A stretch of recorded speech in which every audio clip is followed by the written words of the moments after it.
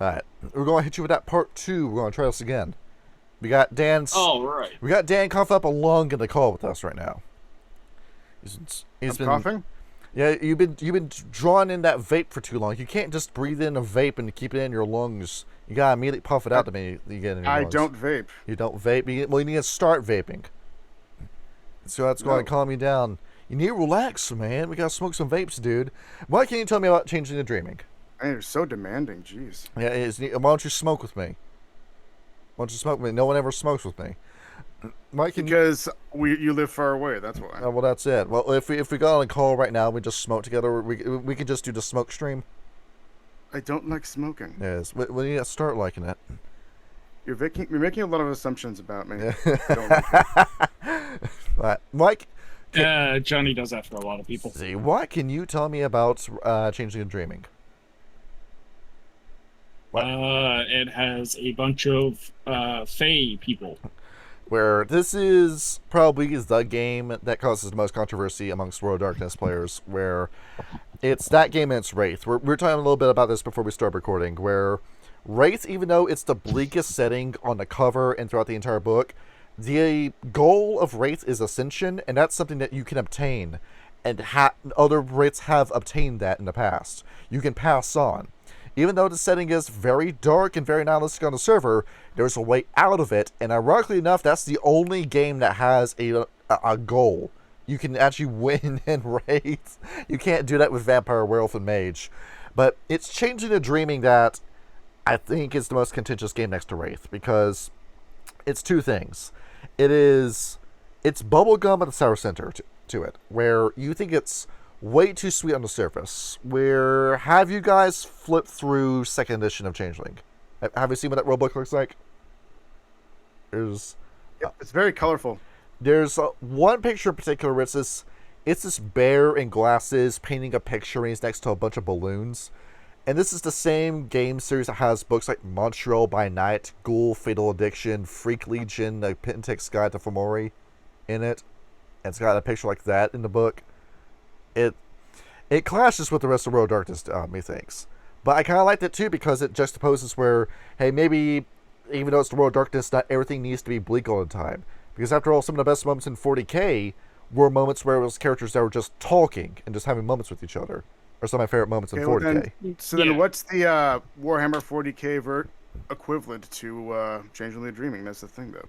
Well, because shouldn't the good and bright and positive parts be up to the players?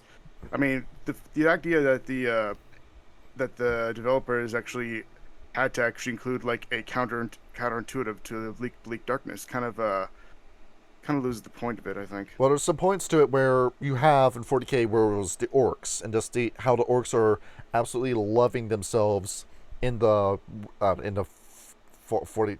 I'm drawing a blank here. 40,000th century. That is not a word that rolls off the tongue. Well, at all. That's why I was having such connection with it. You have groups like the Harlequins. You have a lot of moments in the books where I have a big stack of 40k books in my room, and there's these little moments in them where you see little moments in it where it's... Oh, geez, I am coughing. Geez. Yeah, that's the reason why you fight against these unsurmountable odds. Or just anything involving the Tau, for example. Where I know that the Tau have a lot of skeletons in their closet as well, but, that's still a pretty nice faction, quote unquote, compared to everyone else.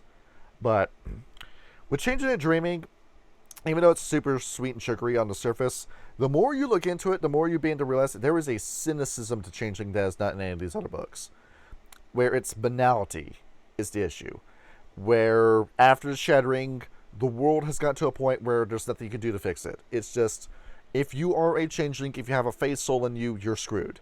Your people are screwed, your chances of ascension and taking over the world is screwed, you're going to die, and eventually either you're going to die or you're going to forget your entire Fae self. That everything you do in that period where you were a Fae will be memory hold out of your life. When you are on your deathbed, there will be 35 years that you just don't remember when you're dying, as your life is flashing before your eyes. It's almost like the inevitability of all children eventually grow up. It's what happens, yeah, where there's a whole growing up sucks message to Changeling, and you can see it as two ways. You can either see it as so bleak and nihilistic that it just alienates any sort of audience that could want to play Changeling the Dreaming, or it just comes across as so edgy that nobody can take it seriously. Where it like some people have issues with taking Werewolf seriously because it's got a small anti-technology message to it, and that's why, like, for example, Dan Fox doesn't like Werewolf the Apocalypse, our friend of the show Fox, where I didn't like it because it was all war. it's that the extreme environmentalism behind it is the reason why he doesn't like it. I mean, I guess the guy loves technology, huh? Not necessarily that. He doesn't really sway either way, but he just finds that stuff to be really asinine. He was not a fan of Fern Gully, for example. And now there was Sean.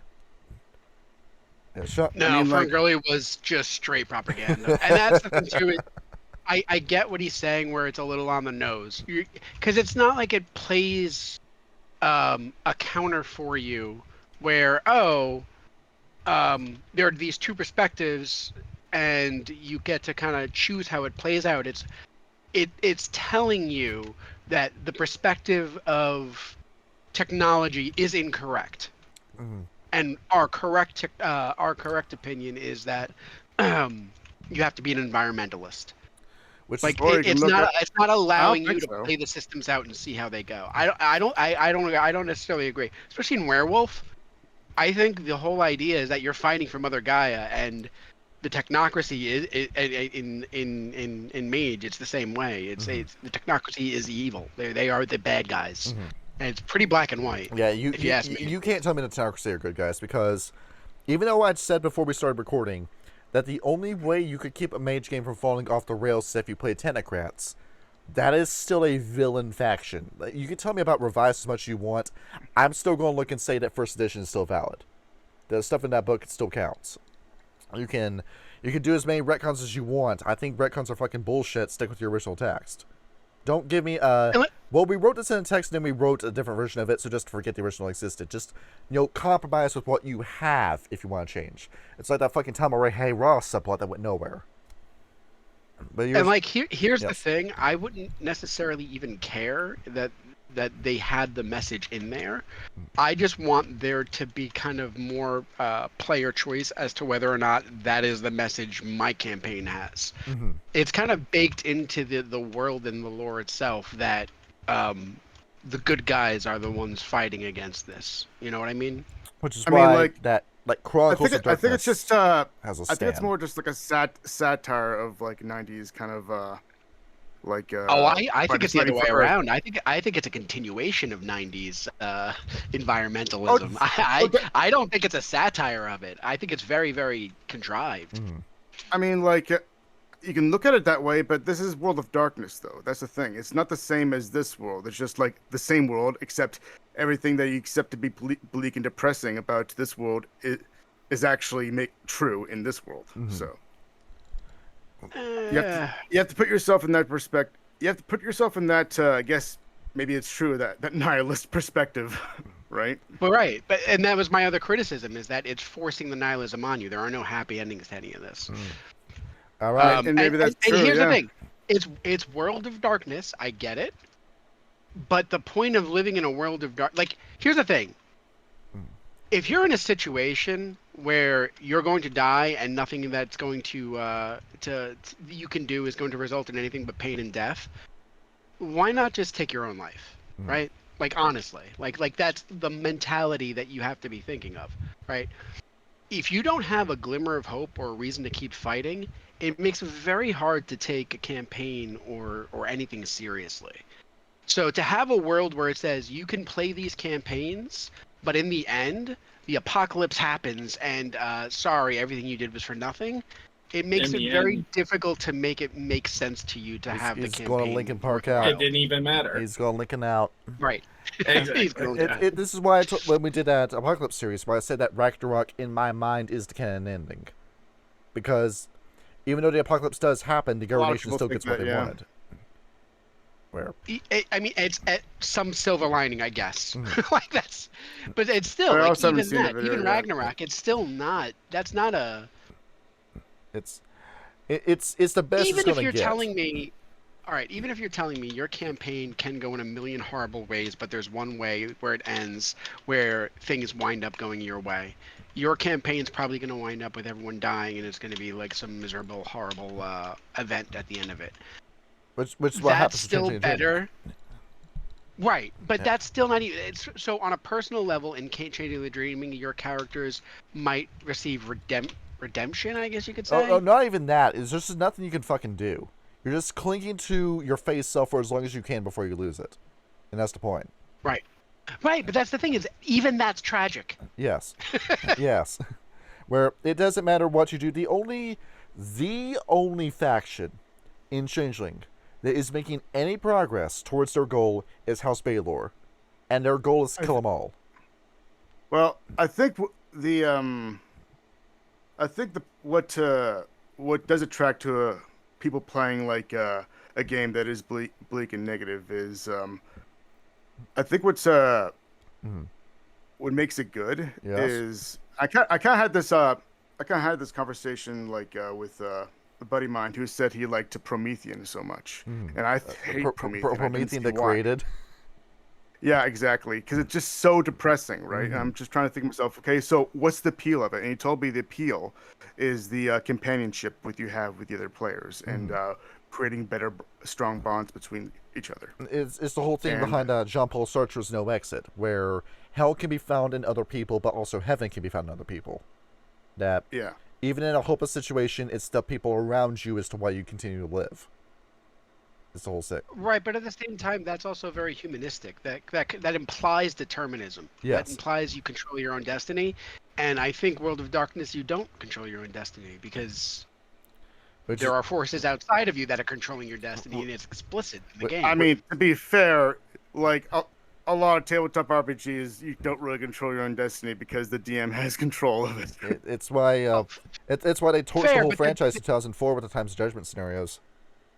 the DM is also kind of supplementing himself as God, so not Yes, necessarily. you just suppose yourself as that.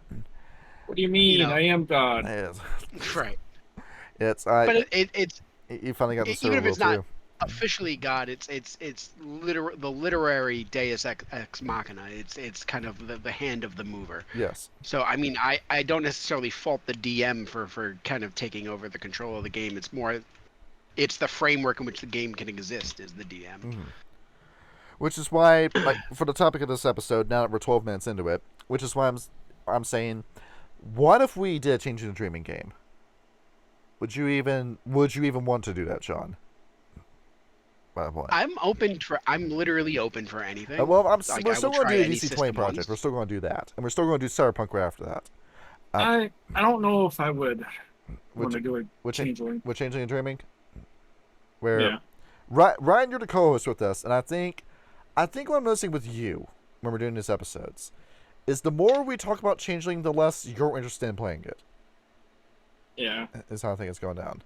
Where I don't know. It's just there's already a lot to learn with werewolf and vampire and mage, and it's just it's another system I don't want to try. It's a good point that we do hop systems quite a bit.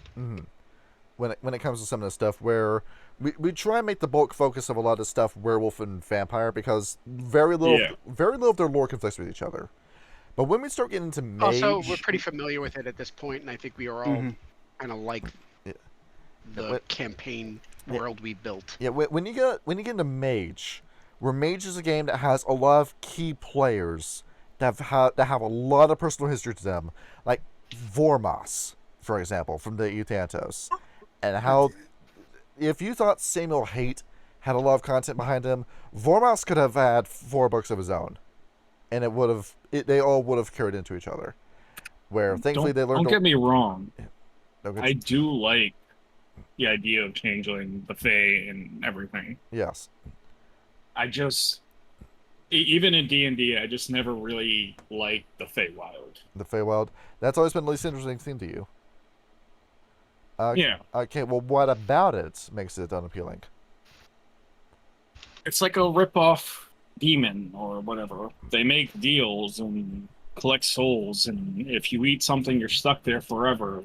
stuff like that. Well, I there it just, is. I never really. That's your Christian imperialism doing its job, Ryan. It's your. I feel differently. Like I don't know. This is also me changing from playing and changing the Lost because I fucking comparing hate. Changeling. I hate that game. But continue. Hey, let me explain. Yeah. Like because yeah, they make deals, but the deals that they make instead of actually, the deals are mostly asking for memories instead of just souls. Yes. That's kind of the currency they go by. But demons. But I'm not sure. Yeah, but it's still the same concept. It's hey, we'll make a deal, and you get something, and we get something. Mm-hmm. I mean, Oh no. mechanically it works because then you can like trade one merit for something else on your character sheet, so it does work. I mean, you're not wrong. It's Like I said, I get it. I understand. I can't find myself really caring about it. dude, so behind it. So, because when we talk about changeling lore, where mage, you always start getting like difficult with mage, and there's a few snarls with mage. The whole Bastet breed book, and what a waste of our fucking time that book was. But with changeling, almost all the myths are bullshit. When we go into the history section, it's their personal history, what they talk about. Where Ryan, you're unlike when we, because as of the time of filming this, we're about to do our she episode. Now you're going to have an easier time with that because the she don't tell any lies on their end. That what the she tell you are factual, and it does not conflict with what World of the Apocalypse or Vampire says. Now they do have a different theory about who Lilith is, but that's it. That's the only time where the connections happen, and everything involving the she is self-contained. Now, when you look at the other common gifts, where how many continuity issues was there in the Puka book? How many continuity issues were there in the Satyrs book? How many continuity issues were in the Trolls book? A lot. As far as I'm aware, there's a lot of continuity errors in a lot of the books. Because that had something to do with White Wolf. Nobody was reading each other's books in that company, but because of their nature as Fae, it's in their nature to tell stories, and only half of those stories are true. When I talk to you, which is why it's a little bit hard to do some of these lore videos on changing and dreaming, and why I've been putting off that topic for the show for a little while. That I try having a long gap between changing episodes that we do, and I'm. You know what I'm saying? I mean, like, the thing is though, like all the stories that that kind of happened, like pre deluge, can kind of actually work. Mm-hmm. Because the whole world was just basically chaos, and there was stuff like happened. Stuff just happened during that time, and stuff happened, and I think theoretically possible because like breaking dimension. It seemed just like a whole big dimensional hopping where people could be alive but dead and then still talk to each other at the same time. Both the spirit world and then the real world both existed at the same time. Mm-hmm. So theoretically, it's easy to get from the dreaming to the material realm. It just seems like two things can actually both make sense at the same time. And this is why the Antediluvians are so ludicrously powerful. Where people told me I was glazing Absimiliard for saying this. Now, keep in mind with what you just said about the Time of Wonders, pre-deluge. Absimiliard was the greatest hunter of all the humans during that time. Now, really take that idea and run with it. What was around to hunt during that time? And he's just one human with a spear, and he's able to beat this kind of stuff. This was a time where fire-breathing dragons, according to the Changelings, were on the land. And Absimiliard could kill them. This is what I mean. Or you have guys like Malkav, who would eventually find out what the Matrix Code was, and the man now exists as abstract thought outside of reality, is how Malkav exists now. That kind of stuff. And part of that carries over into Changeling, where you have characters that do have a fraction of that power. It should have been like Hunter the Reckoning, where anyone could do it. You just need to know how. You just need that little push to be able to do that. You have a little bit of that with Changeling and Dreaming, but like I said, you only have your Fate memories for so long. Because banality either kills you, or it just memory holds you. When you reach 10 points of banality. Is the whole thing. And I talk about two. Dan's been in a game that... What Sean, you were saying something? No, I just coughed, sorry. I thought you had a criticism. No. Yeah, Dan was in a changing game I was running where that was a learning experience where now my tolerance for like players arguing with each other has dropped to 0 because of it. Where I really should have been more on the ball with that game. I should not have been as laissez-faire as I was. Where I'm now realizing that if I ever do Changeling again, because the reason why I'm talking about Changeling in particular is that, well, first of all, I didn't have enough time to get a B-show live play going off. I didn't have enough time to make the character sheets, but I digress. The idea of doing Changeling again has been in the back of my mind, but I know that the solutions to the problems I have aren't going to fix the other problems that are also in Changeling. Because there's a lot of content that I would need to ban in character creation. Out. Where, how many playable kits are there, do you remember? There's 9 of these, Dan. Now, I don't know. Now, Dan, how many of these will I ban? I don't know. Like, I know that there's like the major kiths, and then there's the ones that don't even have any pictures or descriptions. They just have little symbols. The Lane, and then the ones that C20 added. First of all, if you're planning on running Changeling, do not run C20. Just do not run C20. Track down a version of the revised book and run that. Because C20 puts so much ludicrous amounts of powers into your players' hands, you will not be able to keep up with your players. And like, even with the banality rules in check, the arts and realms got too fucking strong in C20. And along with all the freebie points and some of these backgrounds. But when it comes to kits alone, between the Boggins, Ishu, Knockers, Puka, Redcaps, Satyrs, She, Slua, and Trolls, I would out and out ban the She, Redcaps, and Trolls immediately. There's no. Oh wow, that was worse than I thought. I was assuming, knowing you, Really? that it was gonna be at least half, and you were like, nah, like 75%. Where, well, no, it's 25%, but the Boggins I would have playable. Oh, wait. The Ishu I would How have many? playable. Knockers would be playable until I saw what you did with your sheet. Then I might have an issue with you. Actually, I'm now on the fence about the Puka. Where I know Kyle would have a criticism with me, but I also think I would also need to ban the Puka if I ran this game again. Honestly, I think the concept of Puka just doesn't make any sense to me. Because Well, on top of that, it's Sean knows this problem better than I do. Sean, can you explain what the issue with the Kinder were from Dragonlance? Oh yeah, everyone couldn't stand playing with them because as a part of their their kit, they stole from party members. Yes, and that's the thing with the Puka, where in order To the point where they were the most banned class ever in D&D because everyone was like, "Stop stealing my shit." with the Puka, it's required for you when you play as a Puka that everything you say needs to be a lie, or everything you say needs to be untrue. Now, first of all, that's going to result in a ton of player issues. But on top of that, if somebody comes into a game, or we like to drink before we do these games, if Kyle was playing a Puka and he came in 5 drinks in, how long would he spend thinking about what he was going to say? For example. Or It would take me quite a while to figure out what I was going to say. Or if you're doing a whole 3 sentence response, how many times would you just say the same dialogue over and over and over with the Puka until you thought of something way to say? It's going to get repetitive. Yeah. It's going to get fucking old real fucking fast. So no, I'd say the Puka would be banned too.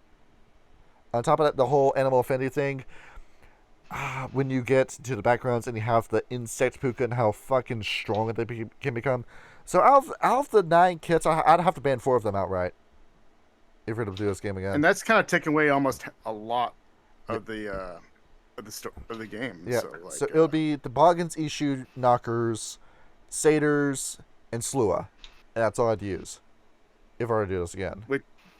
which is kind of hard because I don't know, I don't really have any desire to play any other ones. Well, Dan, Vampire the Requiem has players. Yeah. That's my retort to that. Yes, Sean, I'm not sure what your point is. Sean and Ryan does know. So you know all the playable clans in Vampire the Masquerade? There's only 5 available in Requiem. And that's it. Well, yeah, because they kind of just combined all of them and they put them into into 5 groups. Yeah, but it's fucking stupid that they roped the Gangrel and the Brujah together and called it the Gangrel. In my mind. There's I can see. Yep. there's no similarities between the two, and yet they're the same thing in Requiem. But it's the Gangrel, the Nosferatu, the Ventru, the Deva, and the Meket, I think they're called. And that's it. And I have to Well, ask. I'm not defending Requiem though. Yeah, but I'm also thinking, like, in what world would I play a Meket vampire? In what world would I ever have the ambition to do that? And that's the reason why I don't like Requiem, because of just how boring that game got. But with Dreaming, it's because of how loose the rules are for Changing and Dreaming as to why I need to ban so much shit on it. And the reason why is because this was around the time where White Wolf was beginning to collapse, where this is something I was talking about before we started recording, but I wasn't really explaining it well, and we went off on another tangent. So you had Vampire, Werewolf, and Mage all came out at the same time. And each of those games, those are set in stone, their legacies are secure, people like those, people know how to play those. They don't always play the way that the game designers intended to, but you can still have your fun with it. Then Wraith came out, and then Wraith was such a tenuous experience for not just the people that bought it and then realized, hey, I bought Wraith the Oblivion, and this game is a big hunk of shit, I don't want to play it, but also for the writing staff too. Because there were so many issues with writer conflicts when it came to Wraith the Oblivion. So many people were at each other's throats because of just the nature of the product. And I think that entire product was just a scheme to get Carnal Houses of Europe, the Showa, written. Because, Dan, did you know that they were making a video game of Carnal Houses of Europe too? That was the first game they wanted to make. Never heard of this. I don't know what it's that a is. Wraith book where you play as the Jews. And you play as the Jews after they get killed in the Holocaust, is the premise of the game. Well then. And so, Sean, that sounds like a good time, doesn't it? Wouldn't that just make... sounds like a way to get a lot of people angry. Yeah, it does. But ironically enough, Carnal Houses of Europe, the show, was really well researched and really well written, very eloquent in its writing, very informative. But I'm not going to do a report on the Holocaust and say, here's my source, it's a TTRPG book from the 90s. I'm going to look like an ass doing that. I don't care how good this book it is. So I'm thinking, why the fuck did you write this? And it seems like you made Wraith so you could write it. Was the scheme. So there was absolute disaster going on in White Wolf at the time, so they did a complete 180 and decided they wanted to make Changeling after that. Except the same issues from Wraith were not solved and carried over into Changeling, which is why I was talking about the whole banality shit and that you're just screwed as a Changeling. You have no real hope besides just clinging on to however long you have your face soul for, and then it's gone. And that's it. And sure, they were trying to make it happy, but there were so many ideas that were at each other's throats and Changeling. So many ideas and mechanics that were just not cohesive with each other. That it led to Changing and Dreaming being a fucking mess. And when people talk about Changing and Dreaming, how they like Changeling, they like how they see it. Where I do have ideas that I could do for Changeling, but it's the fucking mechanics of this game that keep getting in my way. And I can't run a Changeling game because it's broken by design. Where some of this shit, I swear it's not play tested. Naming and Sovereign are powers that should be in the hands of an Arret 5 mage. And they're available in character creation in some games. It's ridiculous how strong your character can be. If you play as a she, you get your hands on that powers. But even then, with some of the other shit, I think I talked with you before about this, Ryan, about what you can do with your powers in Changeling. Did I have a conversation with you? Yeah. So, do you remember what I told you that Primal does? Fuck, no. Like, Alright. So, you know your Metaskiff create elements, right? yeah. Okay. So imagine that, but on crack, is what Primal can do. Where... I like crap. Allegedly. Where, first of all, it's pretty simple. It allows you to communicate with the ground. And okay, that's not really that big of a deal. It's not really that glamorous. But when you get into Eldritch Prime, where you can just fill a room with fire, or just cause an entire river to form itself and connect itself to a lake, or bring an entire forest into existence, now you're getting into stuff that should only be in the hands of mages. But when you get into Oakenshield, you can just keep giving yourself extra levels of health with that ability until it gets to a point where, because of how many successes you rolled, you just can't die. As long as you have glamour, you can just keep spamming and spamming and spamming this until you just have too many hit points for your storyteller to hurt you. And if you're into dreaming, you can unleash and just make this infinite. Is what can happen with you. And then with some of these powers, you can then use that eldritch shit on yourself and say, someone's fighting you with a sword, how about I just convert my body into air? And now you can no longer hit me. But I can still pick up my sword and hit you. Is what I can do with Primal. So, what do you think, Ryan? Well, I got an idea. You got an idea? Well, to kind of fix the banality of the whole, of like a depressing thing where you're kind of inevitably fucked. Mm. Well, what if you just design a game based off of Wizards, that Ralph Bakshi film. Based off of Wizards? Well, yeah, I could do that. If it's called Changing Dark Ages. The game exists. But, well, I mean, like, what I mean by in the sense that the whole world exploded, there aren't any humans anymore. With that, you can also do that with Mage the Ascension as well. Just a traditions game where the traditions get what they wanted.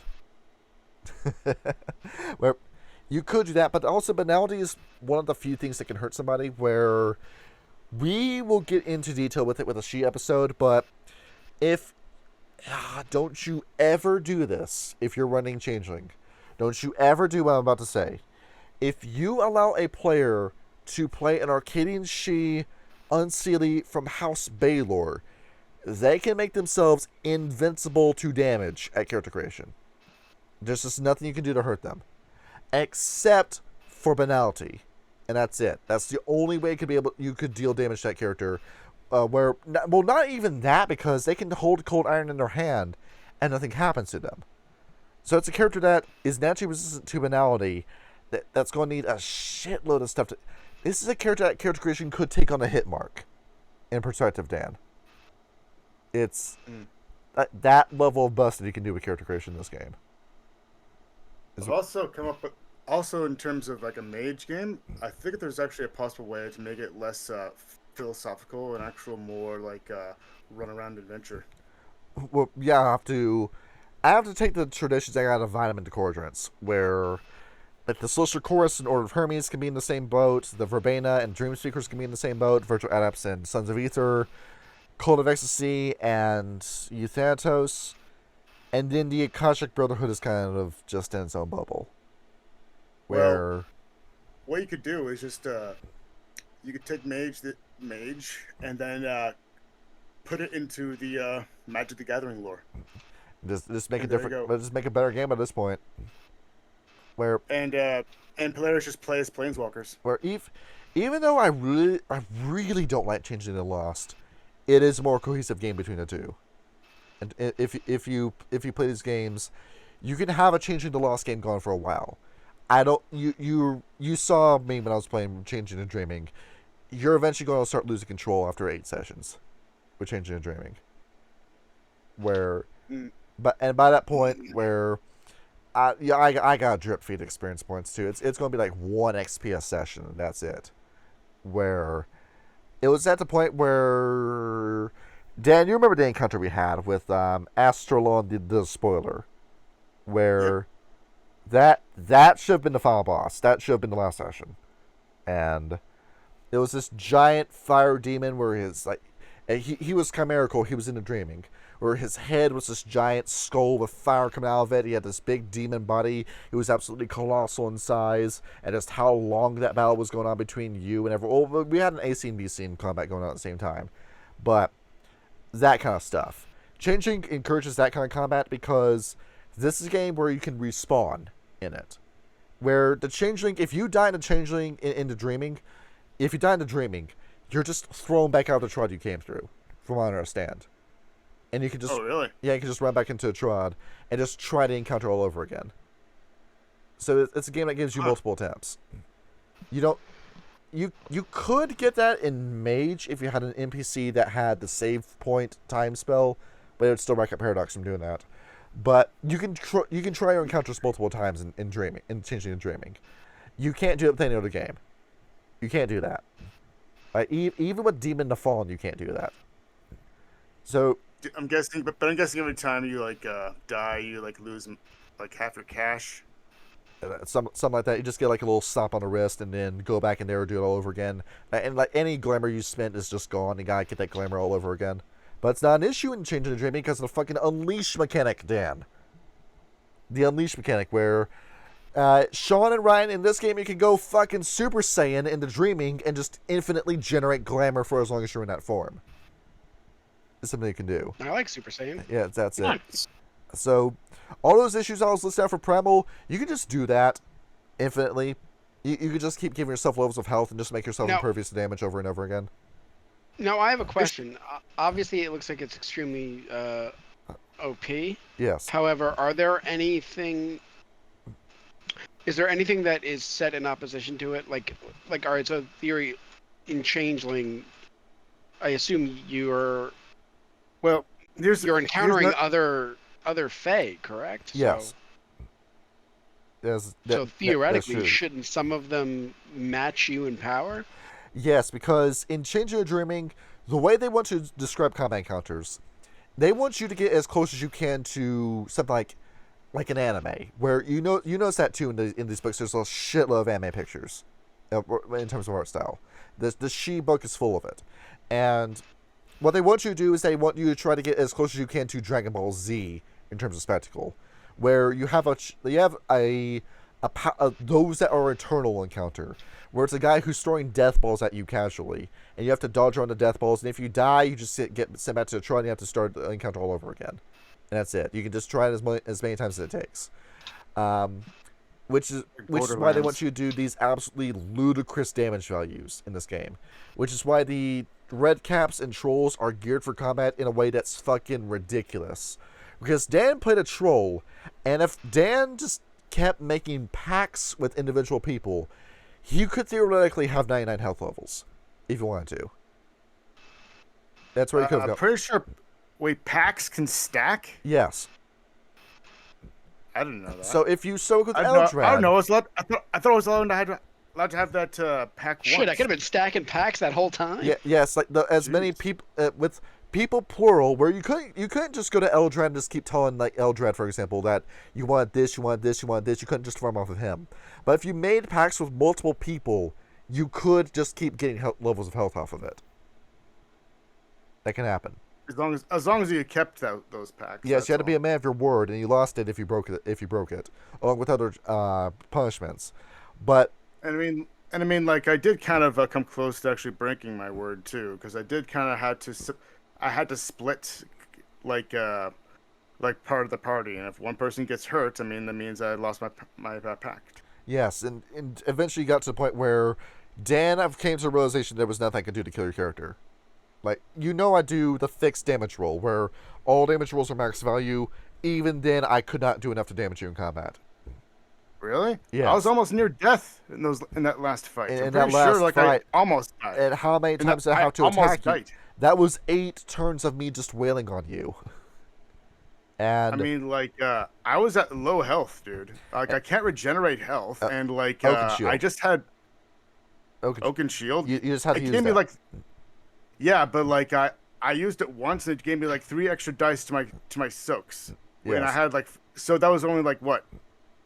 That was only like what 8 dice to roll for soaking damage, which actually compared to werewolf, it's actually not that much. And like, be it like levels of health or be it a soak die, you eventually got to a point where it was just a mother and a bitch to try to deal damage to you. And then the red cap in comparison has a 2-turn kill, or if they get 2 successes on 2 checks across 2 turns, they can instantly kill whatever you're fighting. Yep, they just have to eat it. Yes. And in doing so, gain glamour off of it, along with dross they can use to make more changeling artifacts, and this becomes the sweaty power gamer build, which is Yeah, why that is definitely like a power gamer move. which is why it is banned, and I will never allow anyone to play as a red cap again. Never. Or just get rid of that ability for a red cap, like where they can't just eat anything willy nilly. Yes, Unfortunately, Kyle's not going to be able to win this. it is. which is why Yeah, I know. which is why we're doing something like this. So this is what I'm saying with changing and dreaming. This is what the Twitchers call just chatting. Yes, it's a just chat stream with us. We don't do live because I don't like having to worry about my bandwidth just suddenly breaking out, and then I hate it when you're doing a stream and the stream cuts out and you have to do like the stream all over again, but it's only 42 minutes this time around. If you guys stay tuned, we'll be having a bath stream coming out. Yes, Yeah, the hot tub stream, guys. Hot tub stream, guys. with So- you know what though? Considering the group we have, it's probably good that we pass it through an editor if necessary. yeah. Just saying. So, with the playable kits, where the Boggin, it's about craft work. Ishu, it's storytelling. Knockers, it's building stuff, but you have to at least be creative, and your stuff can break if you fuck up a roll, or if somebody says your machine is supposed to work like that, and they can prove it. The Satyrs have the whole gift of Pan, where they get extra straight. They have the physical prowess, but they have an adequate flaw to them. The Satyrs are very similar mechanically to the Bruja. And then the Slua, you have to play as a Slua, where... Tell me if this is a fun connection for you guys. If you play as a Slua, you have to whisper every line you say. That's so freaking annoying. That's Welcome like the back stupid... to Ryan's ASMR. Yes. I would. That's the I wouldn't stupid mind Kenku that, thing all guys. over again. Yeah. I think the thing I'm actually more worried about is the fact that Slua can just like read people's minds, like willy nilly. They can do that, but at the same time, there's this whole massive stigma around the Slua too, because of that, because of their history in the changing society, and because of that power they have, nobody trusts them and nobody wants to be around them. That's the whole issue they have. So, there's at least a drawback to playing as a Slua. I can't say this is the case with the Red Caps and the Trolls, because you could just shrug off the issues with both of them. Where with the Red Caps, To be fair, if you talk to me like you want to get me to your OnlyFans, I'm not going to trust you either. no. Same. Because with the Trolls, you just need to do your job and not fuck up your job, and it's as easy as that. And with the Red Caps, it's a loss to your social roles, but you can get those issues reversed with something like chicanery. It's as easy as that, where you can just break the game out immediately in character creation with a Red Cap or a she. And then look at the rest of this, where you have all of your usual attributes, your abilities you allocate, and shall we go into this game's power system, where it's interesting, but it's also broken by design. So tell me what you think of this. So what did we think about disciplines in Vampire? What's the prevailing attitude on that? What do you What do you mean, mean? besides like what do I think they're good? Do I think they're designed well? Yeah, Do- the like, what's discipline power system in Vampire. Just, I think they're good. I think they're I think good. it's- I think they're a little open-ended as far as what you can do with them, and that has positives and negatives. the Tremere Path of Conjuring comes to mind with that description. Yeah, so like, I think blood sorcery is the only thing I have a problem with well, like, thaumaturgy, because think of like celerity. If you're Here's the creative, thumb. celerity can like just kill everything. Where we were at a point with Slurdy where we never fought Ragnar in Rage Across New York, but Ragnar was able to exist in multiple spaces at once with Slurdy. I mean, the highest levels of celerity, you literally turn back time and negate what the DM said. It's in the rules. Yes. You can literally do whatever the DM just did. You can go back to before that and make it not happen. Where It's like, well, okay. it's a So, discipline that got we are the stronger Flash. in fifth Literally, edition. like we are running so fast that we were reversing the spin of Earth to turn back time because that works somehow. And that hold was on, it got stronger, and I think it got nerfed in 5th edition. I believe you're correct. However, we weren't really playing 5th edition. we're but still, playing a like, messy amalgamation between the two. yeah, that's fair.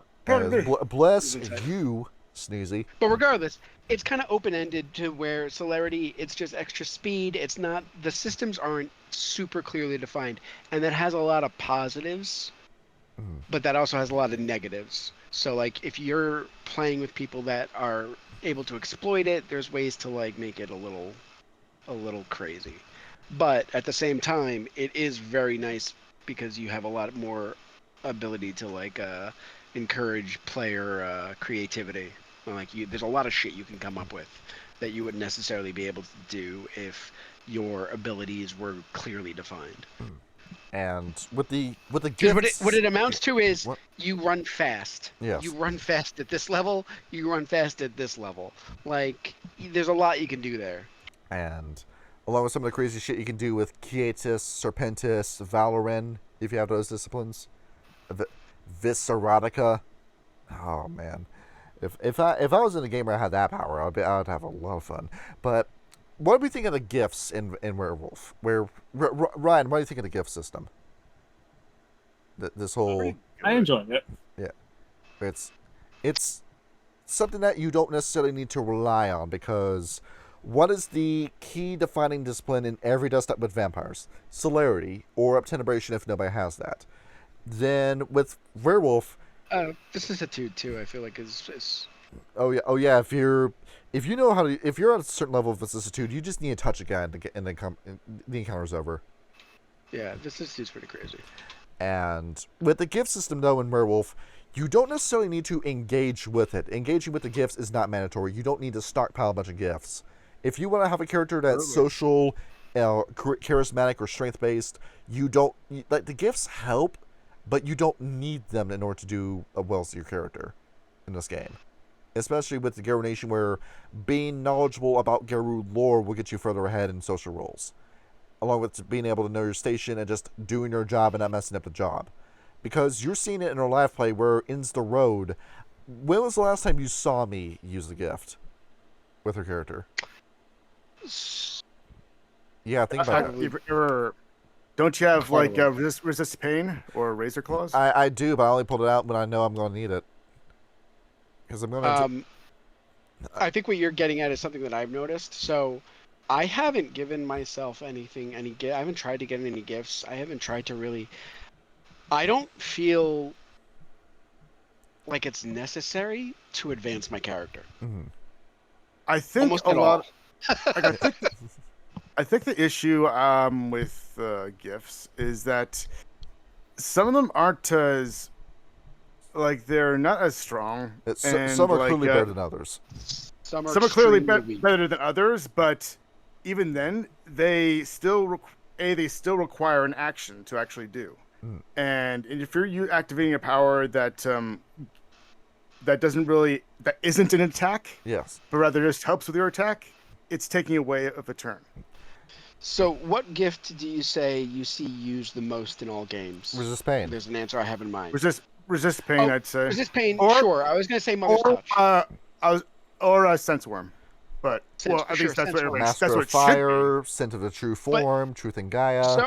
So I like Kratom. I was using Mother's Touch in my mind because I see it used almost every session when there's combat. Yes. Mother's Touch. It's also because it's all first level gifts that are the most used, right? Yes. Right. That's one of the things too. Is it's all gated, but first level gifts in general. I mean, among them there are only some that really stand out to be worthwhile. Mm-hmm. There are a few that I've used quite a bit. Mm-hmm. I mean, Blur. When I was playing as Reynard, I was using Blur the Milky Eye quite a bit because I was kind of doing that whole Constantly. like fast, tricksy character constantly. Right, but that's because it was based really what the character would do. Like Yes. that was his whole shtick.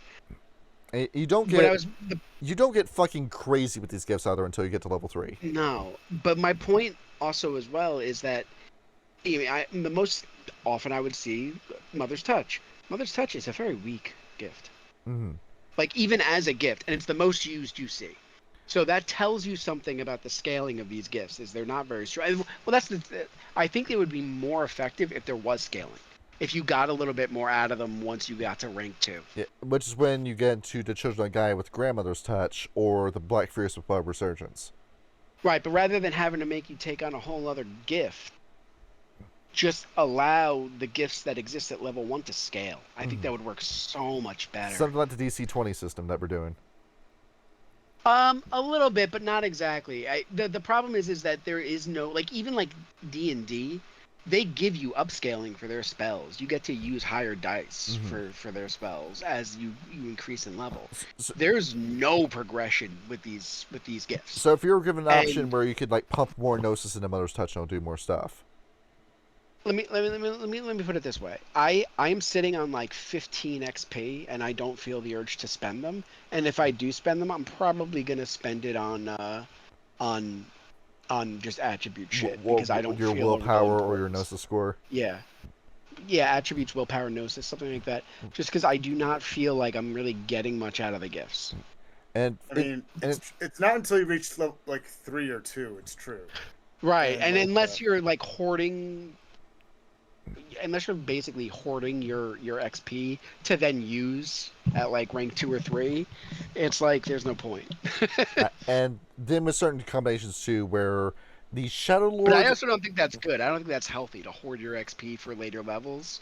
I think that's really like an unhealthy way to try to like system. Because Inzerot is supposed to really, I die. think that's what I do. Because like No, I'm not saying it's not the right play. It is the right play. I'm saying a system that makes you do that is not good. I think that's bad design. You should want to advance as the game goes on. You shouldn't want to like hold all your advancement back until you're at a level where you could spend everything. You're supposed to feel like there's a curve to your progression, not that there is. It's just a cliff, essentially.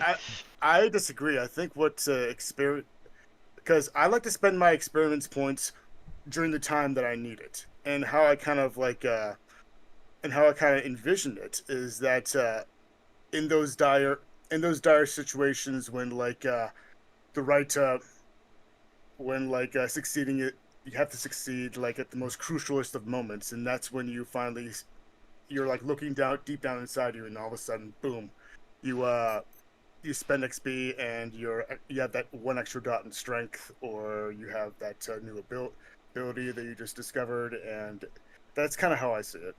I would agree with you if you were able to spend XP like mid-session, and like that I do it. you could do it like that. Like I mean, sure, John does. but like John lets me do it. most people Yes. aren't like flipping through the books to spend XP middle of the session. I also don't think most DMs encourage that because I assume they probably want shit to run by them if you change stuff. If you tell me you're doing this and you know what you're spending this on, if you say I want to spend my XP and then I have to wait for you to flip through the book, then I have an issue. Well, and the other thing is like I thought it's also probably a matter of like time too. Like I mean, you want the person also to be focusing on the game, not flipping through the book, cause trying to figure out what you're playing, what they're gonna be, what they're gonna be doing. I don't know. It seems a little. It's the reason why I fucking hate playing with some casters in D&D. Where, thankfully with the Tuesday game, Coop is doing a very good job playing the wizard sorcerer multiclass, because I've seen some smooth brain wizards take 10 minutes on their turns. Oh, I know. I saw the thing you sent. Sh- Takes 10 minutes to play. Takes 10 minutes waffling between spells to cast. Always chooses fireball. oh my god! Like I told you about the Curse of Straw Tuesdays, that fucking cleric player. Oh man, and it's funny too because everything he did turned out to be fucking useless in the end anyway, and he was the worst performing person in combat. But Yeah. There was nothing that he could do that I couldn't do better with the bard, but that's the thing with World of Darkness's leveling system, where you have what you need at character creation with Werewolf, and if you have a crazy build in mind, then you start looking at the other gifts, where the Shadow Lord gun build, you combine seizing the edge with under the gun, and you have what's almost along the lines of homing bullets coming from your guns. If you're using an automatic rifle, that's just whatever you're looking at as just dead with that combination. I think the biggest takeaway from what I'm getting from our complaints from the system, and I think World of Darkness in general, is that they've got severe balance problems. They've always had severe balance problems, and they've never been fixed Yeah. across any edition. Yeah, and I feel like that's really what we're talking to comes down to. And I think it is a design flaw that progression is kind of the way it is. I don't know. It doesn't feel good to me. I get what you're saying, where it's like, oh, okay, like I could spend them all when I'm down, and then I could kind of feel like, oh, I've learned this new thing to push me through. I get that. That's fine. But I think it doesn't feel good when you're sitting on a ton of XP and nothing really feels good to take. And it kind of feels kind of lame to just throw it into stats. Where this is where, ironically enough, Wraith of the Oblivion actually is the best game in terms of its mechanical design, because you need those Arcanoi. Some of those are banned, and you need to go to NPCs to get those. And everything you have has a direct practical purpose in that game. And you need I'd those also to say- survive, because if you do not have the Arcanoi in that game, you will get screwed if you do not have it. I'd also say it's better in vampire than it is in werewolf, like by far. I think the disciplines you get in vampire, there are more that feel good to take, and they do have progression. Celerity increases. That it does have a scaling system, and I think that's why it feels better. As you level up, your abilities are leveling up, and therefore you're getting more out of them, and you're able to choose more with what you can do with them. It feels a there's lot better than you just get these gifts and they're gated, and then later you get gifts and they're a little bit stronger. I don't think it's as good of a system. Dan, how much were you contributing in Disco by Night with Clay? Too much than I probably should have, because like I was playing a Toreador, but like I was like I think I was kind of the face, but I feel like I was doing too much. It's only because Rep had to step away from the game as long as he did, and that's why. Because it was. But yeah, like in terms of like presence, like it wasn't until I actually had summon where it actually got where crazy. I actually required where I actually came in handy, because like otherwise like the only reason I had those powers or I took those disciplines wasn't actually to use them. It was more to actually explain the reasons as to why I have my huge horde and why I have like all my followers. And you use that progressive story as well, because if you need to talk to an NPC, you could just use that. Yeah, but I did, yeah, but it was like, I think I only did that like twice, actually, and that was when I was talking to complete strangers asking, hey, where'd that car go? And other than that, like, in terms of presence, like, I think I had it like at 4, and, like, I don't think I had any desire to actually take it at 5, because, I mean... With some of the stuff, you got all you need. I know, I have all I need, you know? I mean, Yeah. I think in terms of like Majesty, which was the 5th discipline, it seems more sinister and just weird, because like you're forcing someone to basically just fall in love with you. And that's what it is. And that's what kind of like I mean, I don't want that. That's kind of, I don't want some clingy person to just be all around me, you know? Like wasn't what my character was into. Which is why If anything, most Toreador in terms of our lore are just callous heartbreakers. We look at their characters. Yeah, exactly, because like which is interesting, because when you have that many dots in like presence, and you start looking at, you know what, maybe I do want to actually have more dots in domination, because yeah, like it's not as powerful, but you know what, there seems to be less strings attached, and you don't have to actually be performative, and you know, like it's not always on. That's right. Yes. Like the whole like, yeah, because when you're dominating somebody, as opposed to just like majestying them, like you can always turn it off. You stop talking, and it's more robotic. Whereas with like a majesty, like it's always on. They're always gonna be like, hey, what's going on? I'm just calling to see what's up, master, and all that kind of stuff. I'm just like, ugh. Not you again. And then we go into fucking Mage, and Mage is fucking crazy. And Sean, you may finish the joke as I'm pulling up this page. So what happened? I I didn't hear what you said. So with the power scaling of Changeling, how this system works. Now, Ryan, you're the mechanics guy whenever it comes to this kind of stuff. So let me tell you about this. You have the arts and the realms system with Changeling. What an art is the power itself, where what I was describing before in Primal. That's the art in the situation.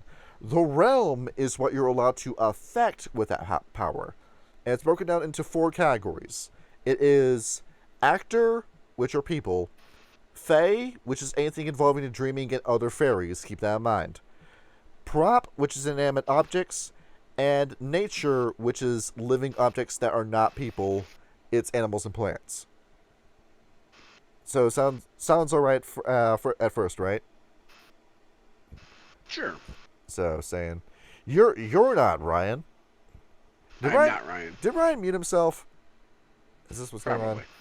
That sounds like Ryan. Yeah, he did. That or he's face down on his keyboard dead again. I mean, I would have gone with sleeping. I wouldn't have jumped to dead, but sure. Yes. He It's suffers. an option. He suffers small deaths of the soul every now and then.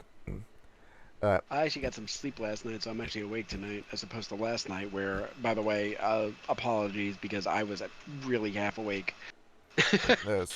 Well, so was I. We still had a good session. Yeah, it was still decent. Now But with I was struggling for a little while. now with your realms, you also have time and scene. Scene increases the area of effect of your ability, and time extends for how long the ability lasts.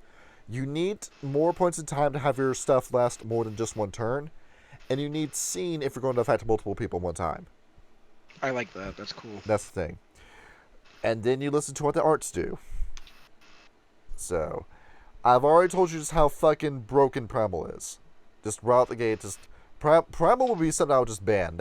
That's a starting power in this game, Sean. And it's that strong.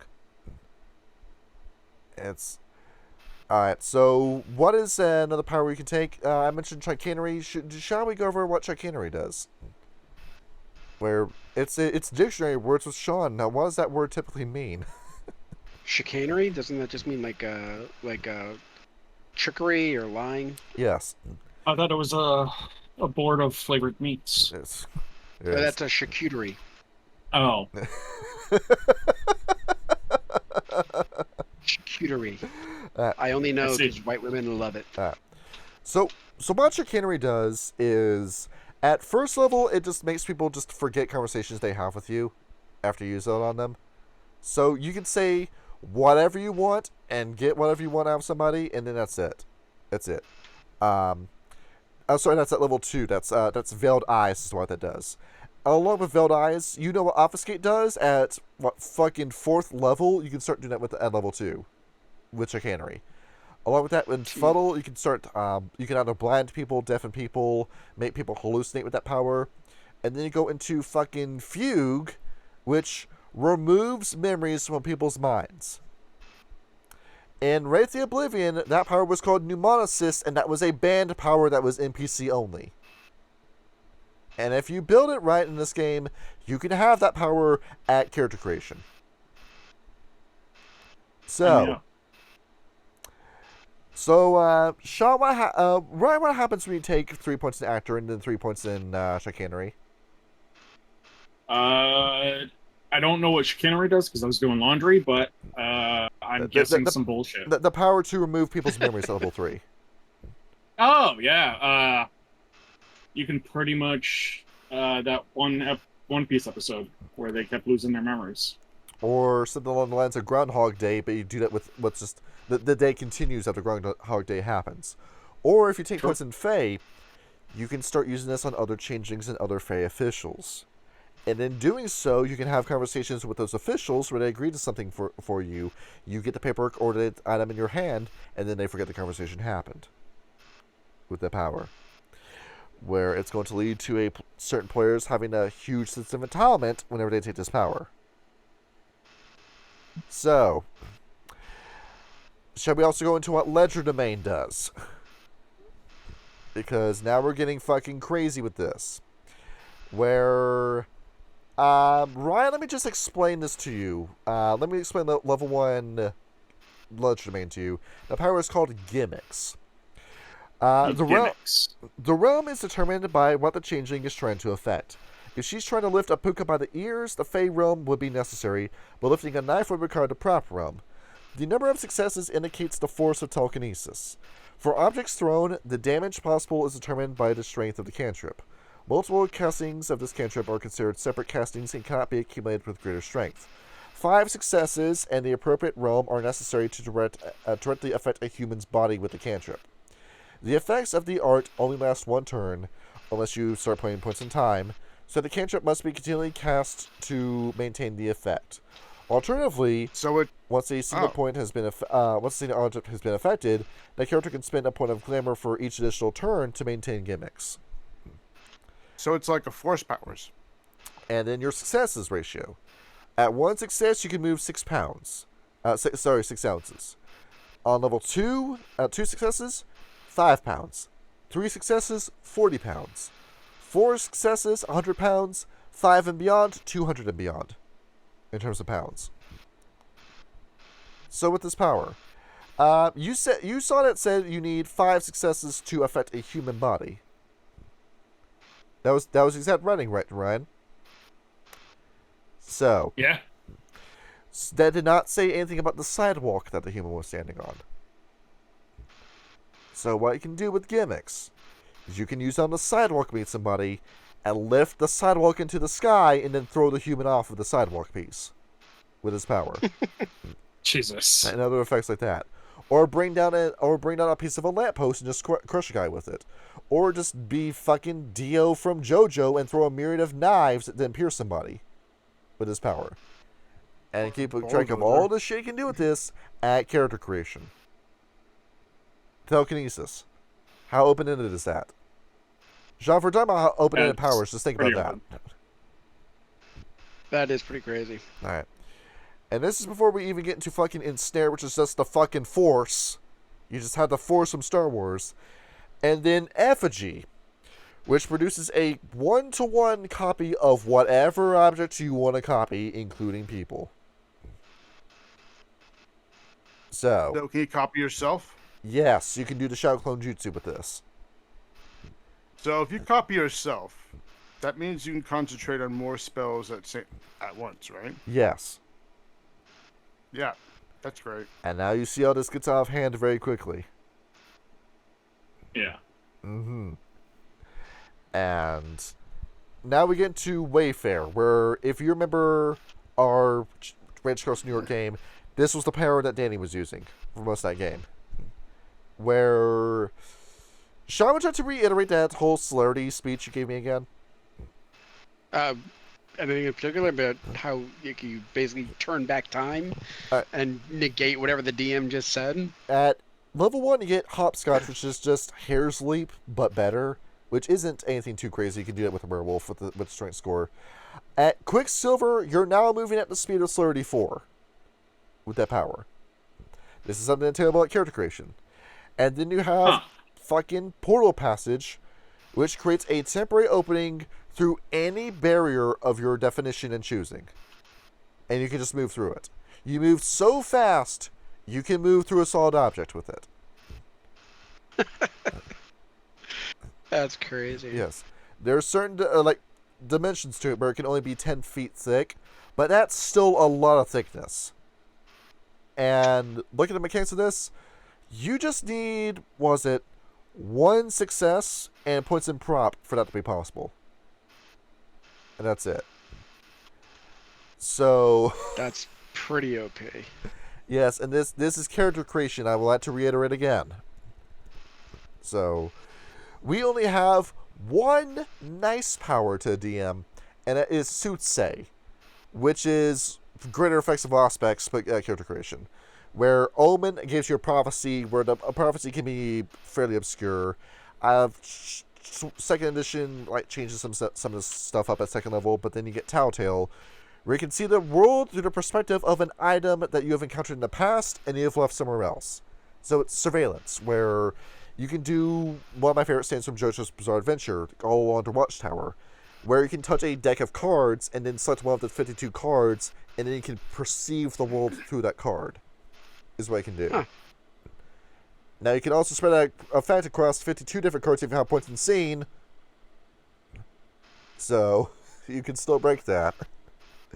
You just need what? You said that was a JoJo thing? Yes. I could see now why people compare JoJo to Hunter x Hunter, because that sounds like some shit they do in Hunter. Exactly. And if you try stabbing the guy too, any damage you deal to him is divided by 52 for every single deck in this card deck. So if you stab a man 52 times, he will only be stabbed once in terms of damage. As part of that spell. So they never played their game, did they? The interrogation game in Hunter x Hunter? No. The creators of Changeling. No, clearly not.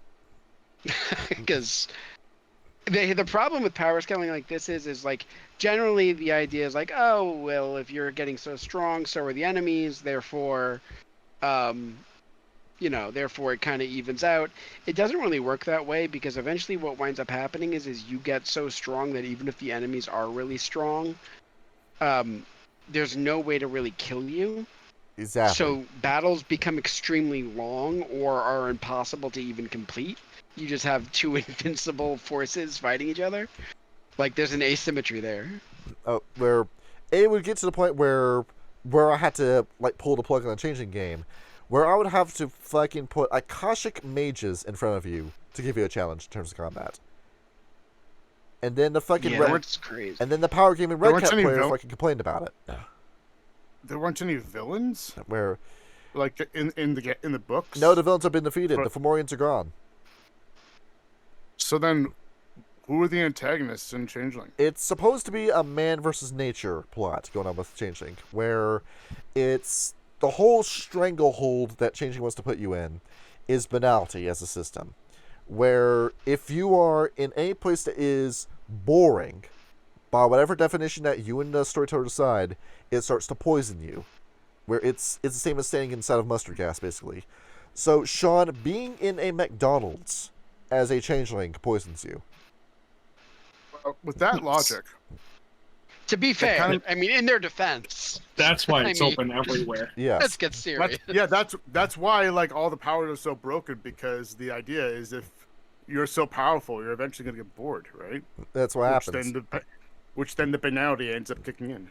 Which is Yeah, the whole that issue. We're makes just trying to function as a Changeling. You're trying to balance out being a fairy and being an adult at the same time, which is where this game has this whole like growing up sucks kind of message to it. Because doing your taxes is the most dangerous role that you will do in Changeling and Dreaming, and I'm not shitting you when I say that. Or being in an airport can kill you by just standing in it for 5 minutes in mechanics.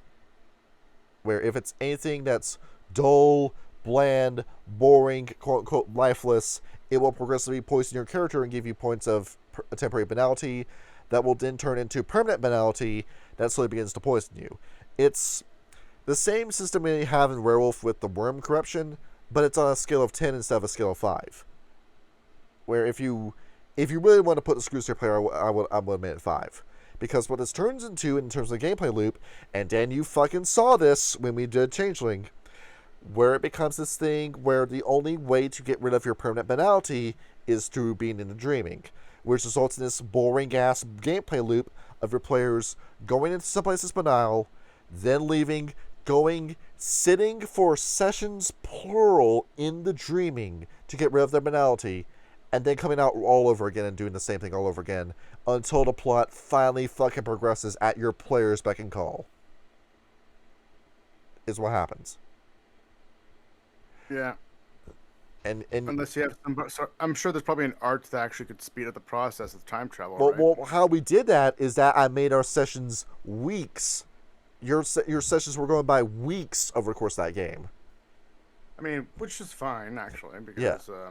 I mean, time skips can work. Because I figured out where the fuck that system was going to take me. I knew that this was going to be a fucking boring ass game where Archie was already getting fed up with the pacing of it, so I had to like pick it up when we ran that game. And yeah, so Sean, you see the issue with this, but you can't stay in the dreaming for too long because you'll begin to gain a different poison called Bedlam, where you begin to spend too much time in the dreaming, you begin to overdose on this kind of poison that turns you insane. And when you get 10 points of Bedlam, your character then runs off to the dreaming and is never seen again. To be fair, the same thing happens with werewolf, or at least it's supposed to, if you have too much rage or too much gnosis. But I mean, there are no mechanics to actually explain what happens when that happens, so like it's just supposed to be implied. Yeah, you can is have really 10 points of never permanent rage, but it won't kill you. Plus, to be fair, it's kind of hard to get to that point. I feel like they could have probably made it a little less before you get to that negative effect. Yes. And with vampire, if you're running low on humanity, well, how about you just be a good fucking person or get a path? If you're doing werewolf, if you have worm corruption, Rav cleansing, you're good to go off to the next session. With Doesn't always mage- work though. I mean, see, With Mage, well, if you're playing Mage the way you're supposed to, you're not going to fucking accumulate Paradox to begin with. But there's no way around this in Changeling. This is your inevitable gameplay loop. It's what's going to happen to you. It's the issue that I fucking ran into, and this is the issue that every fucking person that runs Changeling is going to run into. Where there's only one way you can fucking play this game, and that's an issue that you have with a lot of World of Darkness games, where most of them turn out to be the same game at the end of the day, but that's your gameplay loop of Changeling, and it's just not a good time. Well, John, can I ask you a question? Yes. You've ran a Changeling game. Have you ever played in one? Have I played in one? No, I've not gotten the opportunity to, and it's I know another storyteller that runs this game is going to run into the same pitfalls that I did. Well, maybe I don't know. Maybe giving it a try as a player would actually give you some ideas as to how exactly to run it, because maybe you're looking at it more theoretically in the book, whereas in practice, maybe you just need to actually see how it's actually done. Hey Ryan, you awake up there? Yep. Would you like to run Changeling? No. No? No. He doesn't even want to play Changeling. Why would you want to run it? No. It's, Right? Yeah. Yeah, that's kind of irrelevant. Yeah, exactly. But So, If I do, everyone's playing red caps. Ryan, you run. All red cap, so this is all- my new half-orc fighter. This is the plan here. You don't have to enjoy running it. We just need to do it for experimental reasons, Ryan. And that's it. Ryan, why is you paid for Discord Nitro? Why doesn't your thing spin whenever you talk? I don't know. Yes. I think Because it's cool. it's not spinning though. Oh, probably because I don't have Nitro anymore. Yes. You fucking because you're not spending that much money for essentially nothing. No, I was spending that money so I can send you the test videos so you can see if it's good or not. Yes. Well, thank you for that. But yes, Sean, you're beginning to see, and Ryan too. You understand the fucking massive issues with trying to run Changeling.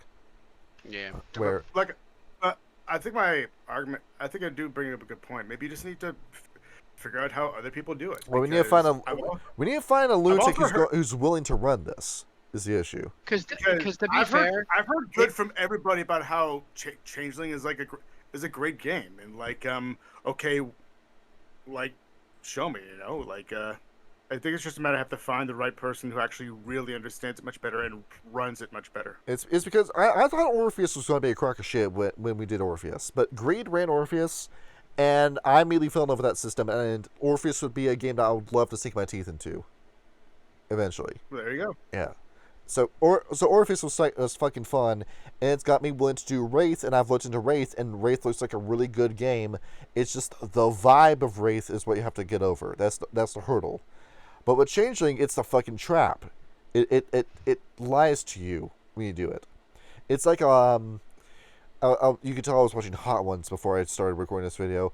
It's like the apricot hot sauce, where it starts off really sweet. It's really good when you first start chewing it, and then it's after you swallow that it burns you like a motherfucker. That's the issue with Changeling Dreaming to me. And I honestly do think that Demon of Fallen would be easier to run than Changeling Dreaming when it comes to this. Is there anything else with fucking character creation? Yeah, you're able to pick what age you became a Changeling at, and decide your temporary glamour and your banality. And then you have the merits and the flaws, and that's it really.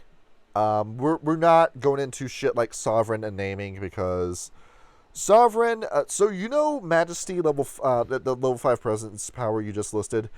That's Sovereign at character creation. With what I can do. It's fucking ridiculous shit that should be high level presence or high level mind spheres that you can just do at level 1 with the shit. I don't even know how a game is supposed to fucking function with level 5 powers in Changeling. So, I have a question. Yes. So, when you're first running a Changeling game, Yes. would you have to know like how much of the lore and of the culture and society do you need to actually fully understand if you're going to be playing in a Changeling game for the first time? If you are playing as commoners only, none. if it's a commoner only game, and what I mean by that, it's any Fae that is not the she. If one of your players insists on being a she, where I would strongly sit down with your player and say, do not fucking do this. The only reason I had that conversation with Greed because he wanted to play a she in the game, and he convinced me, and he did a character well. He did a good job. So we put the anxieties to rest. But if you're playing a character who is a she, it's unavoidable. It will become part of the story. If one of your characters plays a she. So it's kind of similar to like it all depends, because like you can play as a, you don't have to know any of the lore about vampire if you want to play. Yes. If you're playing like if you're being embraced for the first time. Yes, or it's a mostly anarchy game. Yeah. So like right, or if you're playing a werewolf, you just play as like cubs who just had their first change. Yes. So I guess it's similar to like I guess it is kind of similar to Changeling, where it's just like you're just becoming, or you're just kind of awakening or discovering your like what's it called, the chrysalis or whatever. Or like starting Wraith because you don't know anything when you first start Wraith, where your past life comes to you in splotches when you play Wraith. But with Mage, you have to know about Mage to start playing Mage. You have to know that shit. The lore or the mechanics? The lore, because it's going to shape your paradigm. Okay. That's going to happen. Unless you're doing an all Hollow One game, in that case. I think that was actually part of what went wrong with our Mage game, is because it was the first time we ever played Mage, so it being lore intensive, like as a prerequisite, makes it very hard to get into. And trying to do like a whole like Lord of Verse JoJo game where I came to the conclusion, I really don't like the event system. I really don't. I really dislike it, and the alternative to it is sorcery, where sorcery takes what was good about disciplines and why don't you like the red system? Where the red system, because there's no drawback to it, where you have paradox, but if you're doing what you guys were doing and you know maybe I shouldn't cast this fucking spell in front of a witness, you won't accumulate paradox. Yeah. So against a smart player, there will be no connections to it, and you can just. Well, I was more thinking of like part of what your concern was when we were playing Mage, was that it was essentially a mystery, yeah. a murder mystery, but it was hard for us to pick up on clues. Well, and you didn't really necessarily know why, and I think that might be part of it, is because so much of the system is based around its lore that to play a mystery campaign in a lore-based system, you have to really understand the lore to really go through it. And it was the first time we ever played Mage, so I don't think anyone really understood where to go. You know what I mean? Didn't really go that far though. I think I only had like one session, and then that's it. So like no, this is the Mage that we played. And then the JoJo game too, where I began to realize that the same issues that were in Mage 1936 were also going to be in that game too. And then I began to realize that Mage is just one of those games where I'm just not going to touch it again. We'll still do episodes of Mage, but I'm in no rush to ever run Mage Ascension again. I can give Mage the Awakening a look because it runs off a different spellcasting, but it's kind of it is kind of similar where you do have like improvised spellcasting, but instead of paradox where just like random bullshit happens, instead you risk opening up a layer into the abyss, and all of a sudden an entire neighborhood becomes engulfed with zombies and shit. Which is what's good about it, because it's the same as the Psyker powers in 40k. If someone wants to play as a Psyker in that game. Which, there's an actual realistic risk-reward system to it instead of the theoretical risk-reward that was in Mage the Ascension. And it's also, too, with that reason why Mage 1936 failed, is that you guys just aren't the kind of group to play a mystery game with. Where I'm not insulting you when I say that, but you just aren't the players. Where Sean, whenever we played a game with you, whenever I've played a game with you, whenever I've played with Ryan, whenever I've played with Kyle, you guys are more interested in the mechanics itself than the story. Where Sean, look at what you did with Dungeon Mad Mage when we were in that game. where Yeah, but that's what that game. It was a dungeon crawl, bro. well, It's like like that's all it is encounter to encounter to well, encounter. even with the character Like, you there was made, the story. Yeah, I know. The character I made was based around the fact that I knew it was going to be a dungeon crawl. mhm. To And- be fair, he had a very involved backstory, but the backstory was barely touched because it's a dungeon crawl. What are you going to do with the backstory well, in a not so much the dungeon? backstory, but more like what you do with your mechanics alone when you went into it, because you went deep into what you did with your build. You had Right, but to be fair, I also regretted what I did with that build. yeah, you had a I you had a I roadmap from really level 1 to overtuned it. 20. Yeah, I mean that. Well, right, and it was a 1 to 20 kind of. It was the only 1 to 20 campaign I ever did.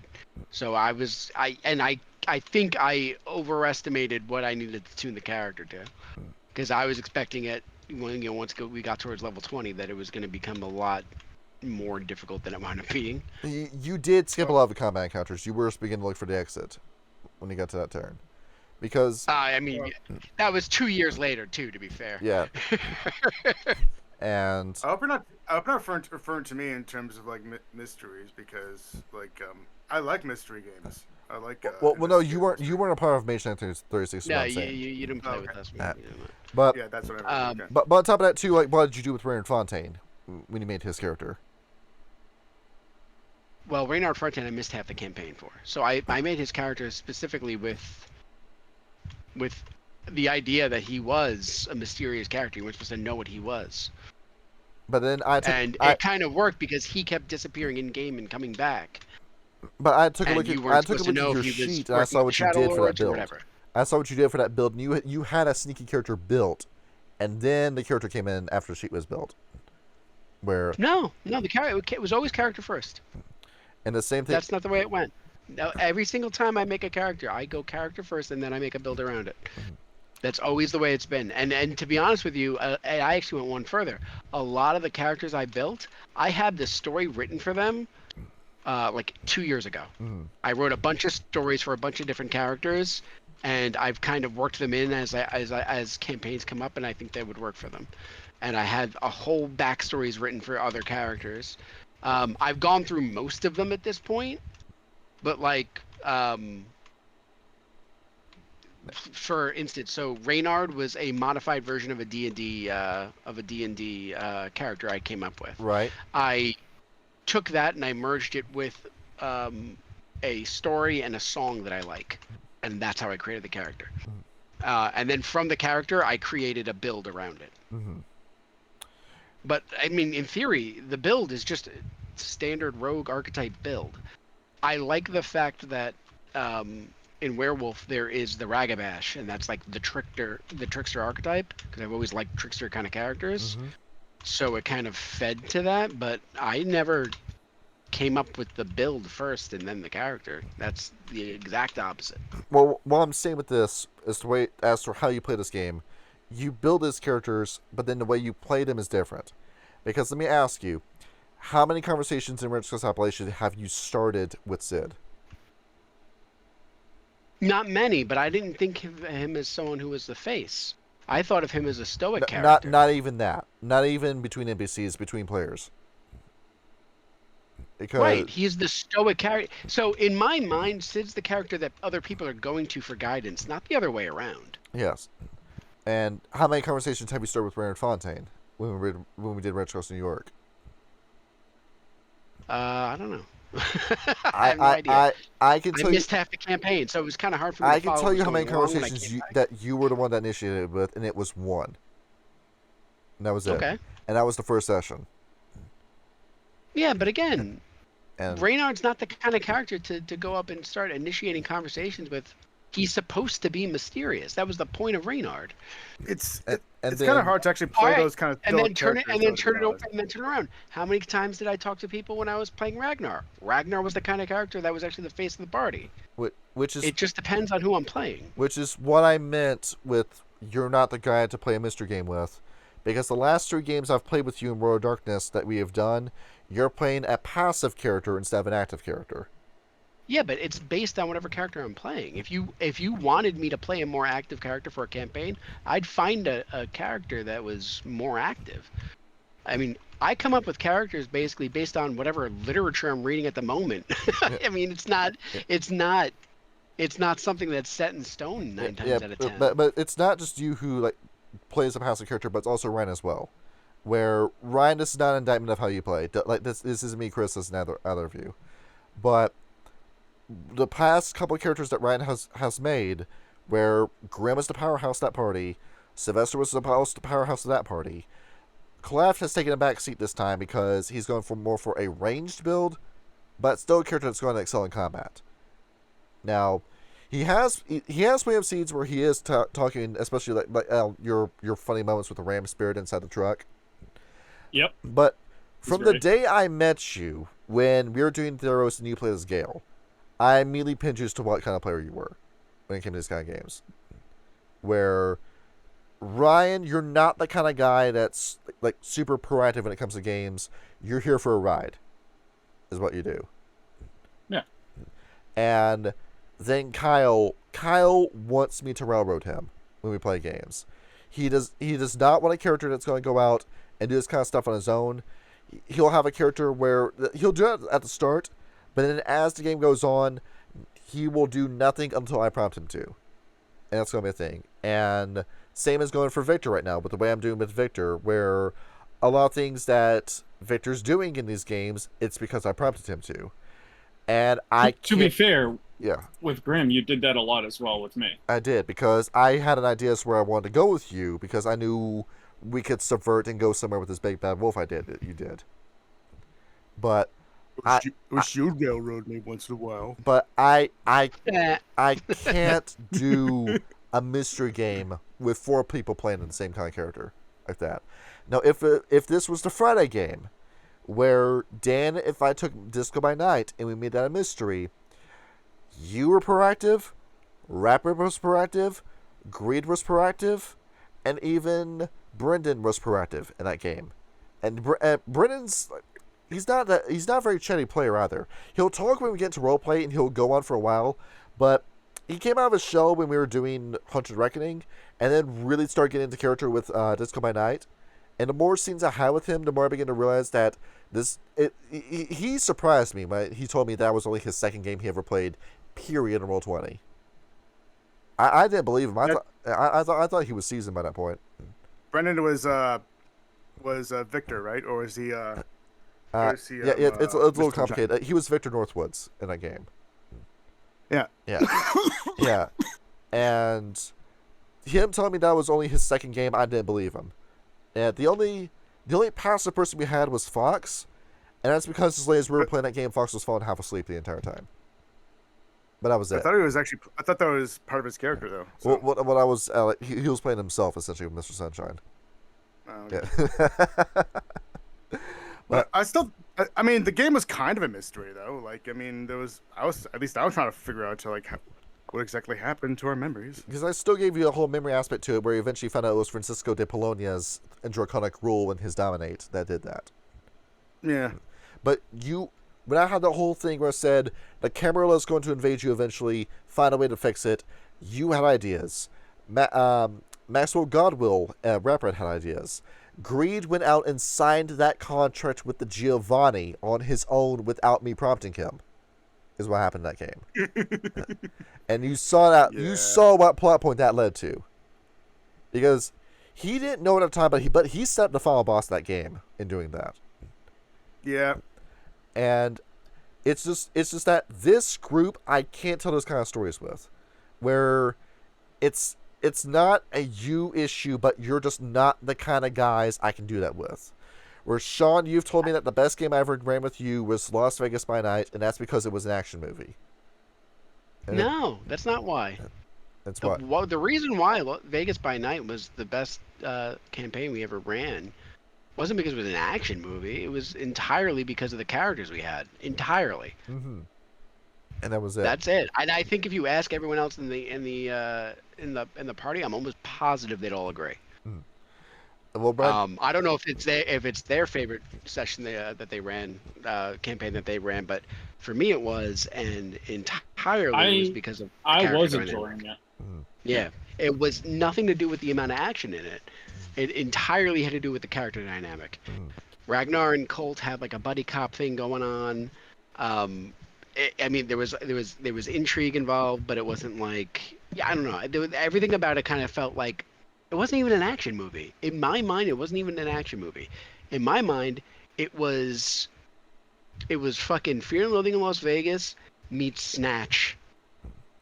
like it was like half like comedy / buddy cop / weird fucking Vegas desert drug trip.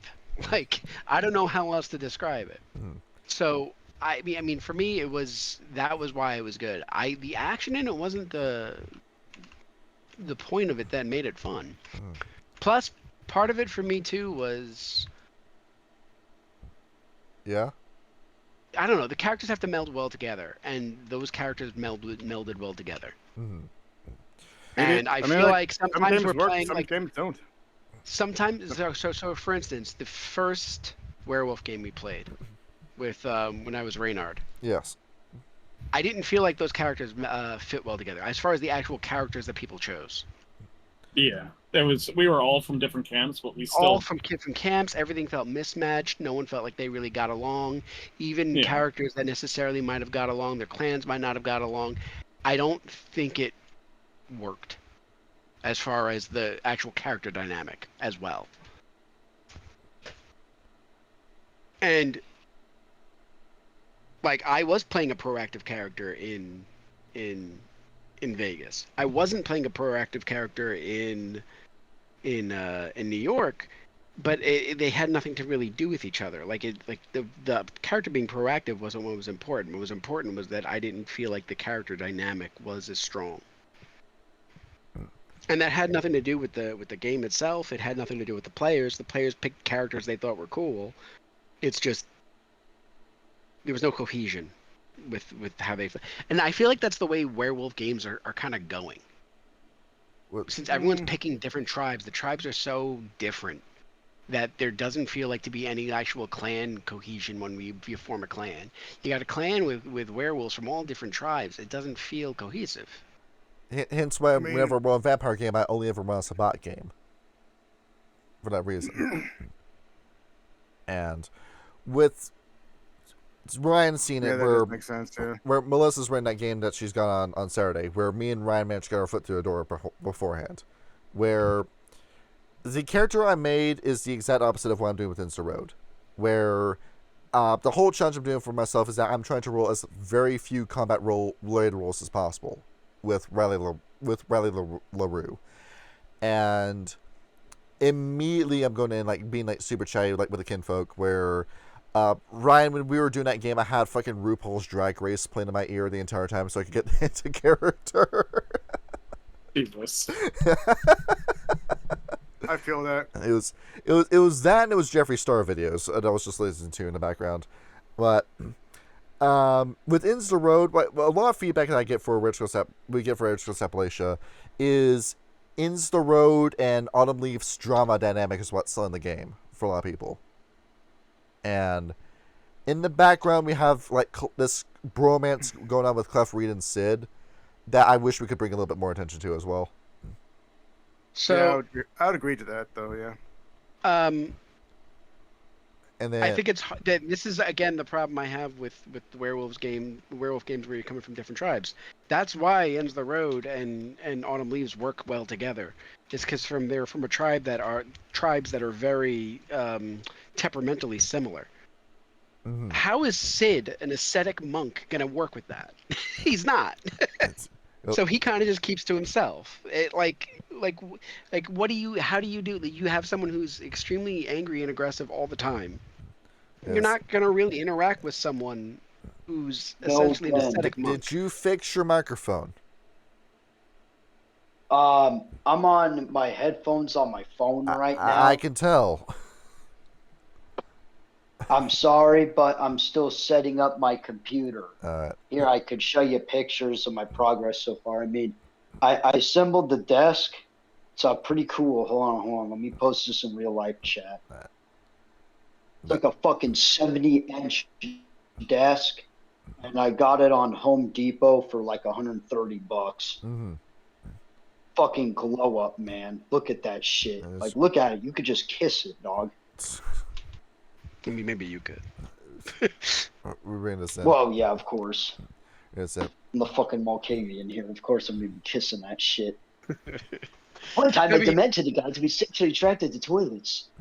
No, but you see what I mean, Johnny. Like, the characters aren't going Oh, to mesh boy. well together if they're so temperamentally different. Now I'm trying. I'm trying to look work at my way to yeah, but- you with Insta Road in these scenes. Where in the past, Okay, so then why does Journey to the West work? Because you have an acidic monk and like the Sun Wukong, like a big angry Zhu person who wants to Baixi. fight everything. I'll tell you exactly why. Because they pretend to be stubborn, but they're not. They find ways that they can actually connect and actually compromise in situations. Ends of the Road and Autumn Leaves don't. Well, I don't know, man. They're siblings. Have you tried to They're get Ends of the Road to do siblings. anything? Ends of the Road literally killed one of the other characters because he's so stubborn. and her death I mean, was we got- deserved. I mean, we got him to do something, and yes, her death was deserved because it was Right. it was technically honorable. yes. Sure, The great sure. But Nepean what I'm saying heresy. is it's not exactly someone that you can compromise and reason with, and you can tell because he's I mean, never is that- compromised or reasoned. in I mean, you the, just in have the to do it game. the right. You just have to do it the right way. That's all. You guys mean, need a you could- You guys need a regabash. Sure. It's That's why all it's I'm fucking saying. new wishes. I mean, you are the right. Well, listen, I'm always the wor- Ragabash, so I'm, and there's always like I'm 4 working hard to get this Ragabashes new per wish off my party. dick. That's So literally for what the- once there isn't, and now we're like, we need a Ragabash. Yes. Apparently that was the thing that brought the cow party together. And because I've been trying to work my way to you, but with the way that story's been set up, where Inns and Sid tend to be on opposite sides of the map. Whenever I'm doing that. On a couple occasions, and I've done this before with Ends the Road as Sid. There were several occasions where I tried to counsel Ends the Road, and Ends the Road does not have it. He just is not putting up with anything, any sort of critique, any sort of criticism, any sort of advice. He just does whatever the fuck he wants. Yes. So that's the issue I have with ends. Not anything against you, Johnny. it's the way you're playing the it's character. ends. I have the issue with the way the game is set up, where these different clans are being these different clans are kind of forced together, and then it's like a mismatch. I'm being a heel character too, where Insta Road is designed to piss people off. Is the whole Right, thing. and there's nothing, Yeah. that's true, but there's nothing wrong with that. I have no issue with Ends the Road as he is, but Yeah. all right, so let's get. Let's get what? What if I wanted to be a all right? So let's look at your dynamic with Trish. Yes. How far have you come in as far as making a connection with Trish? From wanting to snap her neck for the minute I saw her as Insta Road to I'm beginning to realize that a lot of stuff that I'm doing is putting a bad impression on you. You see me for the monster that I know I am by this point in the story. And I'm hoping that I can at least do something to at least make you hate me enough that you don't want to have anything to do with me or become like me, is the plan. So really, what That's we're going to cool. get to is It's a do as I say, not as I do kind of relationship I was going with. you were never going to not hate her Yes. because of her clan. No, because she is Trish is the reason why. Yeah, but you had you came in pre-judging her based upon her clan. No, it's And that's actually not clan, that's the actually race, the skin color. the shot. race. Sure. But that's also, that is a common trope in the game in general. Is you're very much encouraged to judge every single werewolf you meet based upon the clan that they're from. Absolutely. Mm-hmm. And That's I think something that I also noticed. kind of it kind of pigeonholes you as far as who could get along with who and who could play with it. Like, I'm supposed to have a predisposed notion as to what a get a Fenris is and how they're going to act. And to be fair, they're always going to act like that too. Yes, because They're literally shunned for not. That's why Not I tend to always. make characters that I really don't care who they interact. but by that, what do you mean by that? So, Cluck doesn't care that he's traveling with a Wendigo, or Red Talon. what was it, a Red Talon or an Up 10. let me ask you this. Even- Like, Even Sorry. Darius, he being the Wendigo that he is, he doesn't care who he's working with. He's just in the there start to game, work. Grim was the same Well- way. We had that bullshit between Tyler and Grim, but that was just Grim being an asshole, not because the he whole was a like piano. one side rivalry dynamic between the two of you. Yeah. well, Sean, like, let me ask you a question. So, if Ends of the Road and Autumn Leaves won't kind of mesh with the monk character, then what does go good with with your monk character? What would, like, if they don't work well with in terms of your character, what would actually mesh with the you and character? Luisha. So, to be fair, well, yeah, actually, maybe the new show, but to be fair, before they left, Meep and Sid were kind of bonding, and that was kind of working. Mm-hmm. And then when she left, it kind of made it a little bit more difficult because he kind of lost a connection there. Mm. But I don't feel like Sid's not really. I don't know. It's hard because you want to play him as sort of like an ascetic, but at the same time you got to interact. So I don't know. I'm also not going to be like a detective. I'm not going to be saying, oh, we should go here, we should do that. I feel like that's just not in character.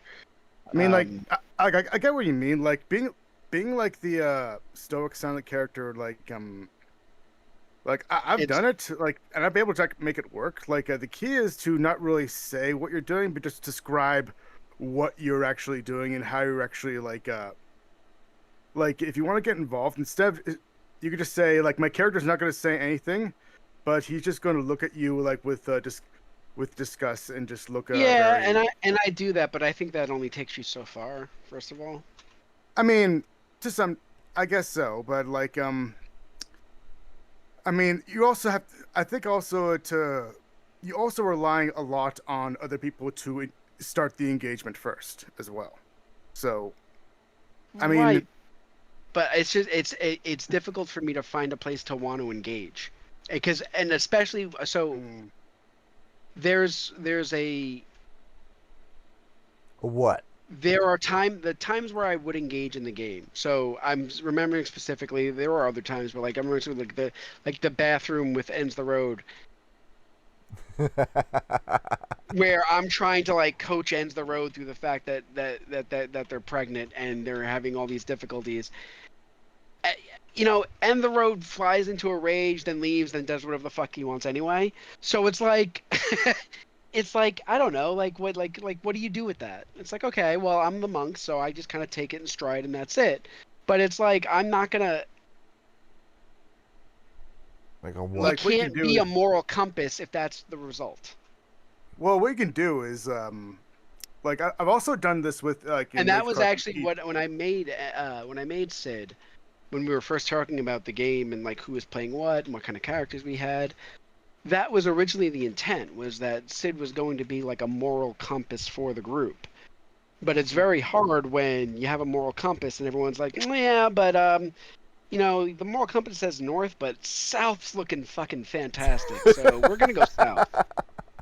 What you could do is and like I said, I think I've done this before with like when trying to relate to other characters. I think what I would do is like I would kind of like make up stories. Okay, like if I'm the monk, for example, I'd be like, she really is very.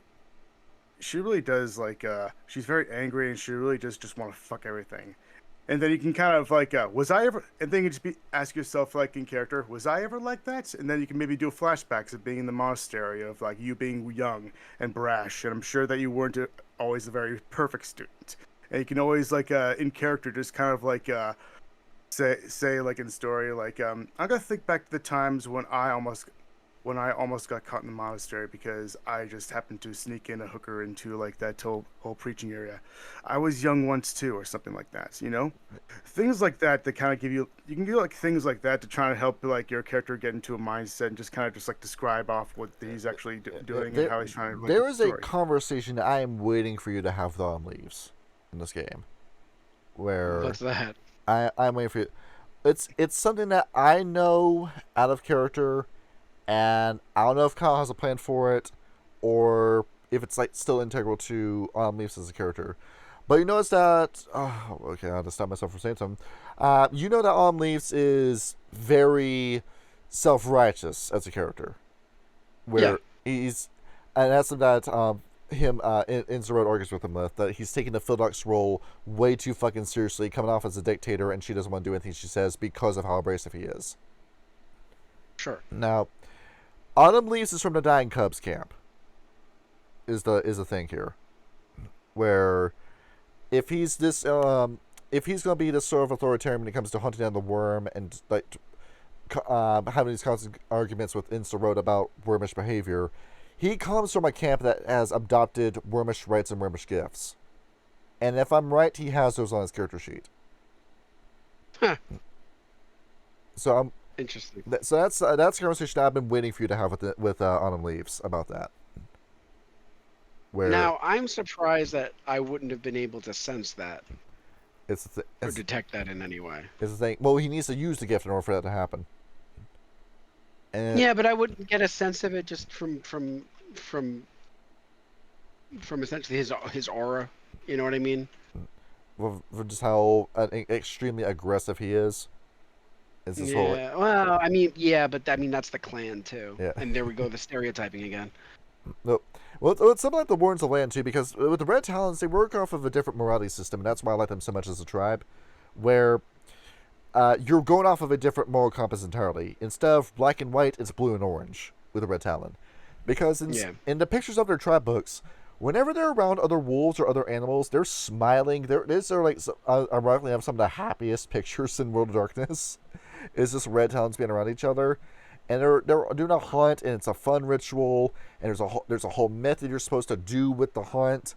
And there's certain like wolf politics that are alien to a human mind, but it makes perfect sense to them. And then when it comes to killing humans, there's different mindsets to it. Where the Predator Kings and the Nine Cubs have the same kill 'em all kind of mentality. Wards of the Land just want to keep them out, and then Whelp's compromise is trying to find a way for them to coexist. Because there's different levels of that philosophy, and that's what makes up the camps, I feel like the Red Talons are the most developed tribe in World of Apocalypse because of that, too. Yeah. And Yeah, no, Red Talons are interesting. Again, I feel like it works better when you have like, you don't even have to have like one clan, like Red Talons and Getafanras. Sure. or you have this you have that conversation with Omlis where you say, you keep doing this and you're not making any progress with it. Can you explain what your mentality and your goal is supposed to be? And maybe I can Talents aren't supposed to have goals. That's the thing. And though. I can work with you as to try to figure out how that's not a thing, or something that I'm trying to bring up with Insta Road, but it's not coming to a point where I can just like say it naturally in character. With a guy that insists on being a wolf first and foremost, and it's from a tribe that insists that they're wolves first and foremost, you're doing a lot of things that a human would care about and a wolf never would. And trying to corner them on that. I don't know. I don't know. I think it's because wolves aren't thinking in the long term. Exactly. It's always like it's always like present is Autumn terms Leaves things. thinking in the long term? Yeah, it's very present terms. Humans are more thinking in the long term a lot of the times. It's more how concerned he is about status is what I'm referring to. I mean, well, we don't know actually, like how concerned. Like, I mean, or where Rapper's going with the character anyway. well, I mean, there is a survival instinct to actually need to be like strong or like the pack alpha, or at least not be the omega in this sense. Yes. And there is like a sense of like family and actually protecting your family and making sure that they don't get hurt at all costs, and even if it means that to all my that my pack hates me, I'd rather them hate me and then be alive. Because when it comes to the whole like conversations too, where Autumn Leaves is the most popular player character in that live play, and in terms of Insta Road, I'm getting the kind of heat that I want her to get, where it's not the X-Pac heat, it's not the go away heat, if you remember your wrestling terms, Dan. It's not that kind of heat that she's getting. Where the people that leave like comments and people that talk to me in the Discord, they say that they want to see what she's going to do next, just to see what kind of disaster is going to come from it. Oh yeah, she's definitely like probably the focus of the whole campaign. Where it, She's the button. I Definitely wasn't the button Well, intending, pusher. I wasn't she's intending on being the Eric main character or Cartman. like the plot You driver, gotta but I love Yeah. think her I Actually, think that's so. that's a great analogy. She is like Eric Cartman. Yeah, She pushes the buttons that don't need to be pushed. it's very similar to how Grimm But she essentially. also moves. Exactly. She also moves the story. Like- She's When we were doing Ridge Cross New York, Grimm essentially adopted the role of main character partway through the game, where the decisions that were made, the battles need to be fought and won, the stuff that needed to be done in order for that plot to progress, it was coming from Grimm over the course of that game.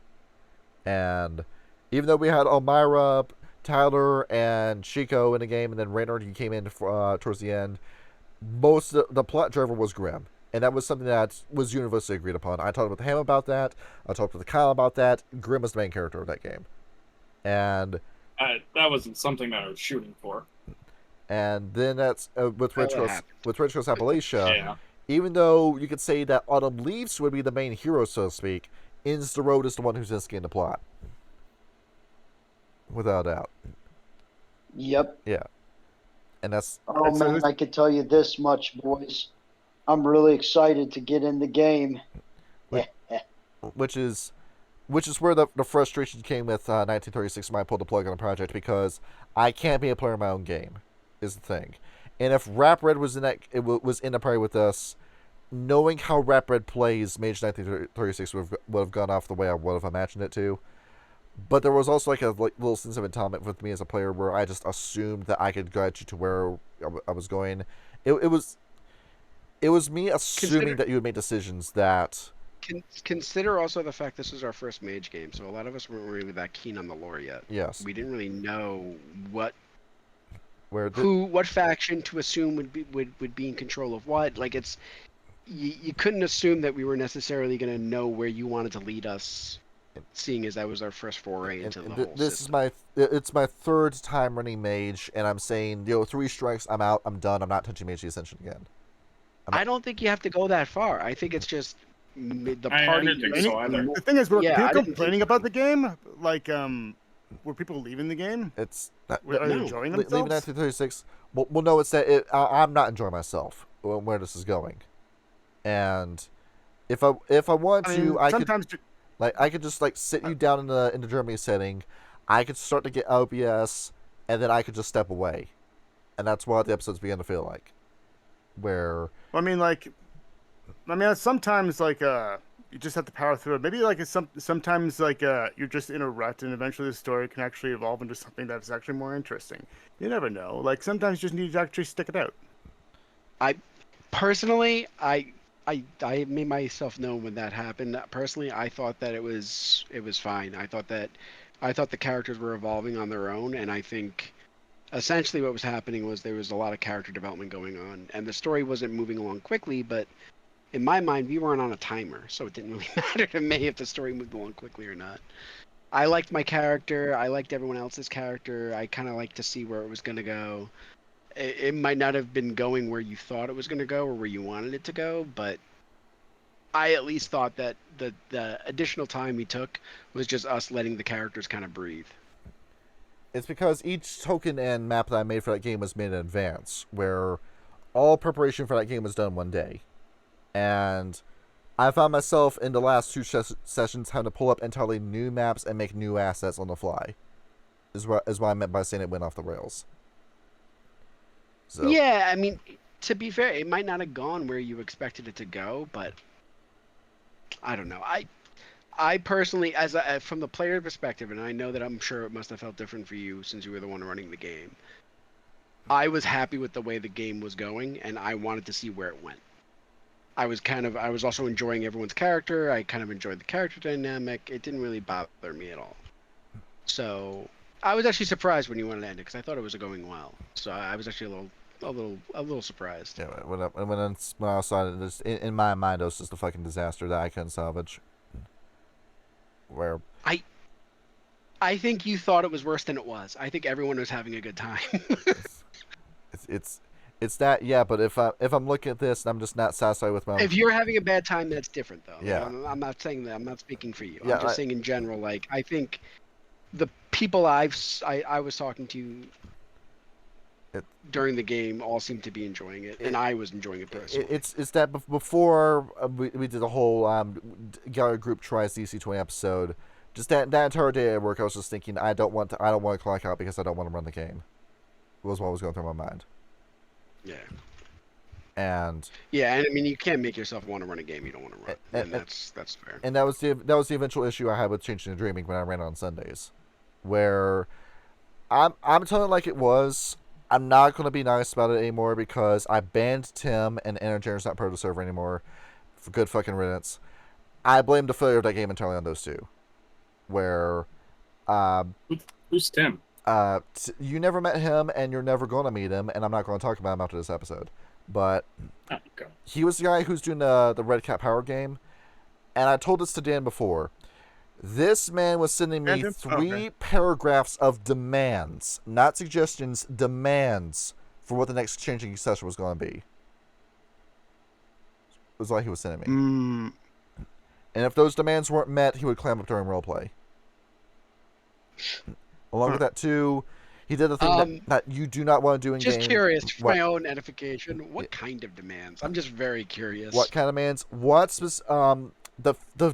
the Changeling chimerical items and treasures that he was going to make, down to the mechanics, down to a point cost that he decided for himself, with the mechanics all written out in the difficulty rolls decided by himself.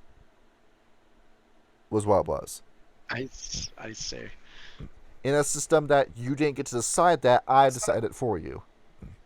Well, let's not because we're recording. Let's not actually talk about it, okay? Yeah. So it's just and that's it. But it was a combination between that and the power gaming, and then Anager not role playing during the game at all, is the reason along with the general frustration over Changing and Dreaming, is why I ripped the cord out of that game, where.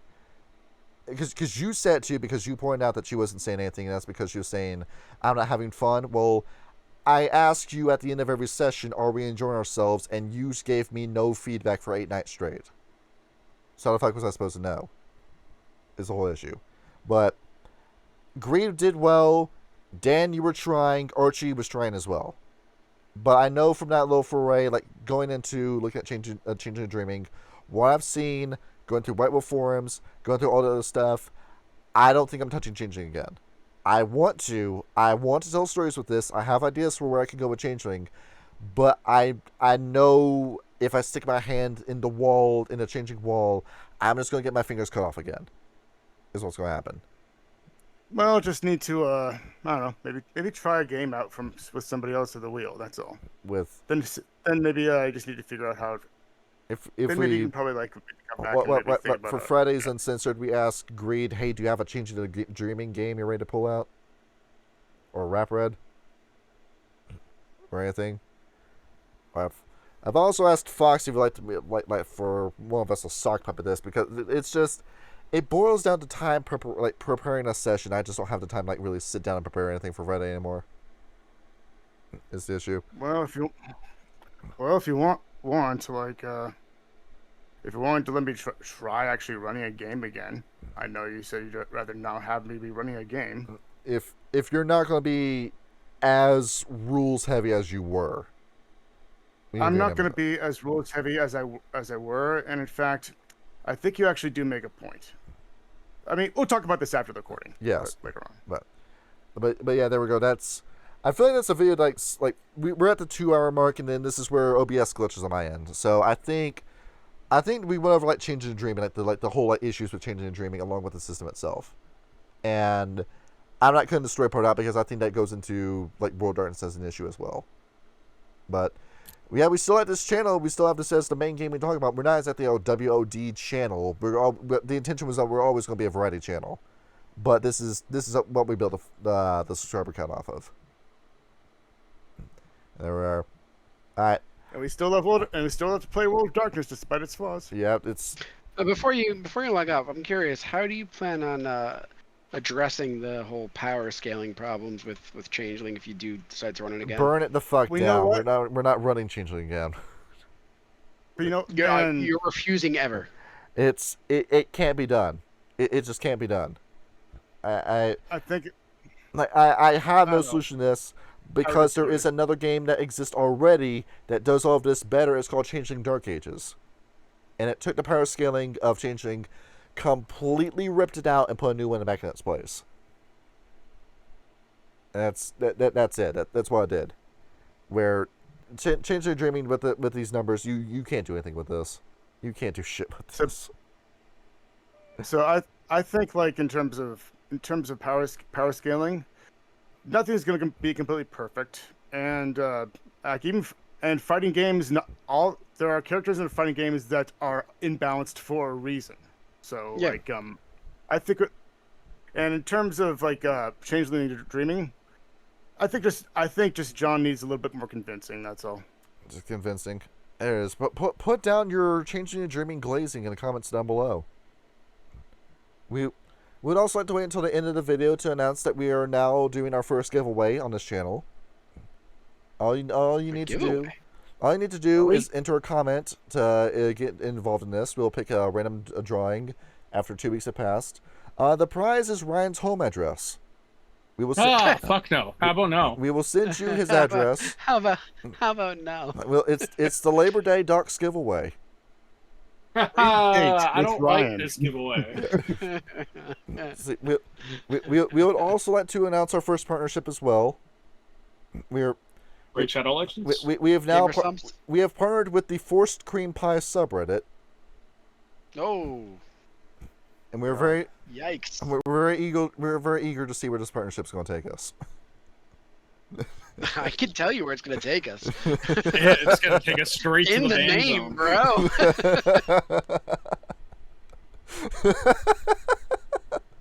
I'm pulling the plug on this episode. That's it. Fuck it. We're done.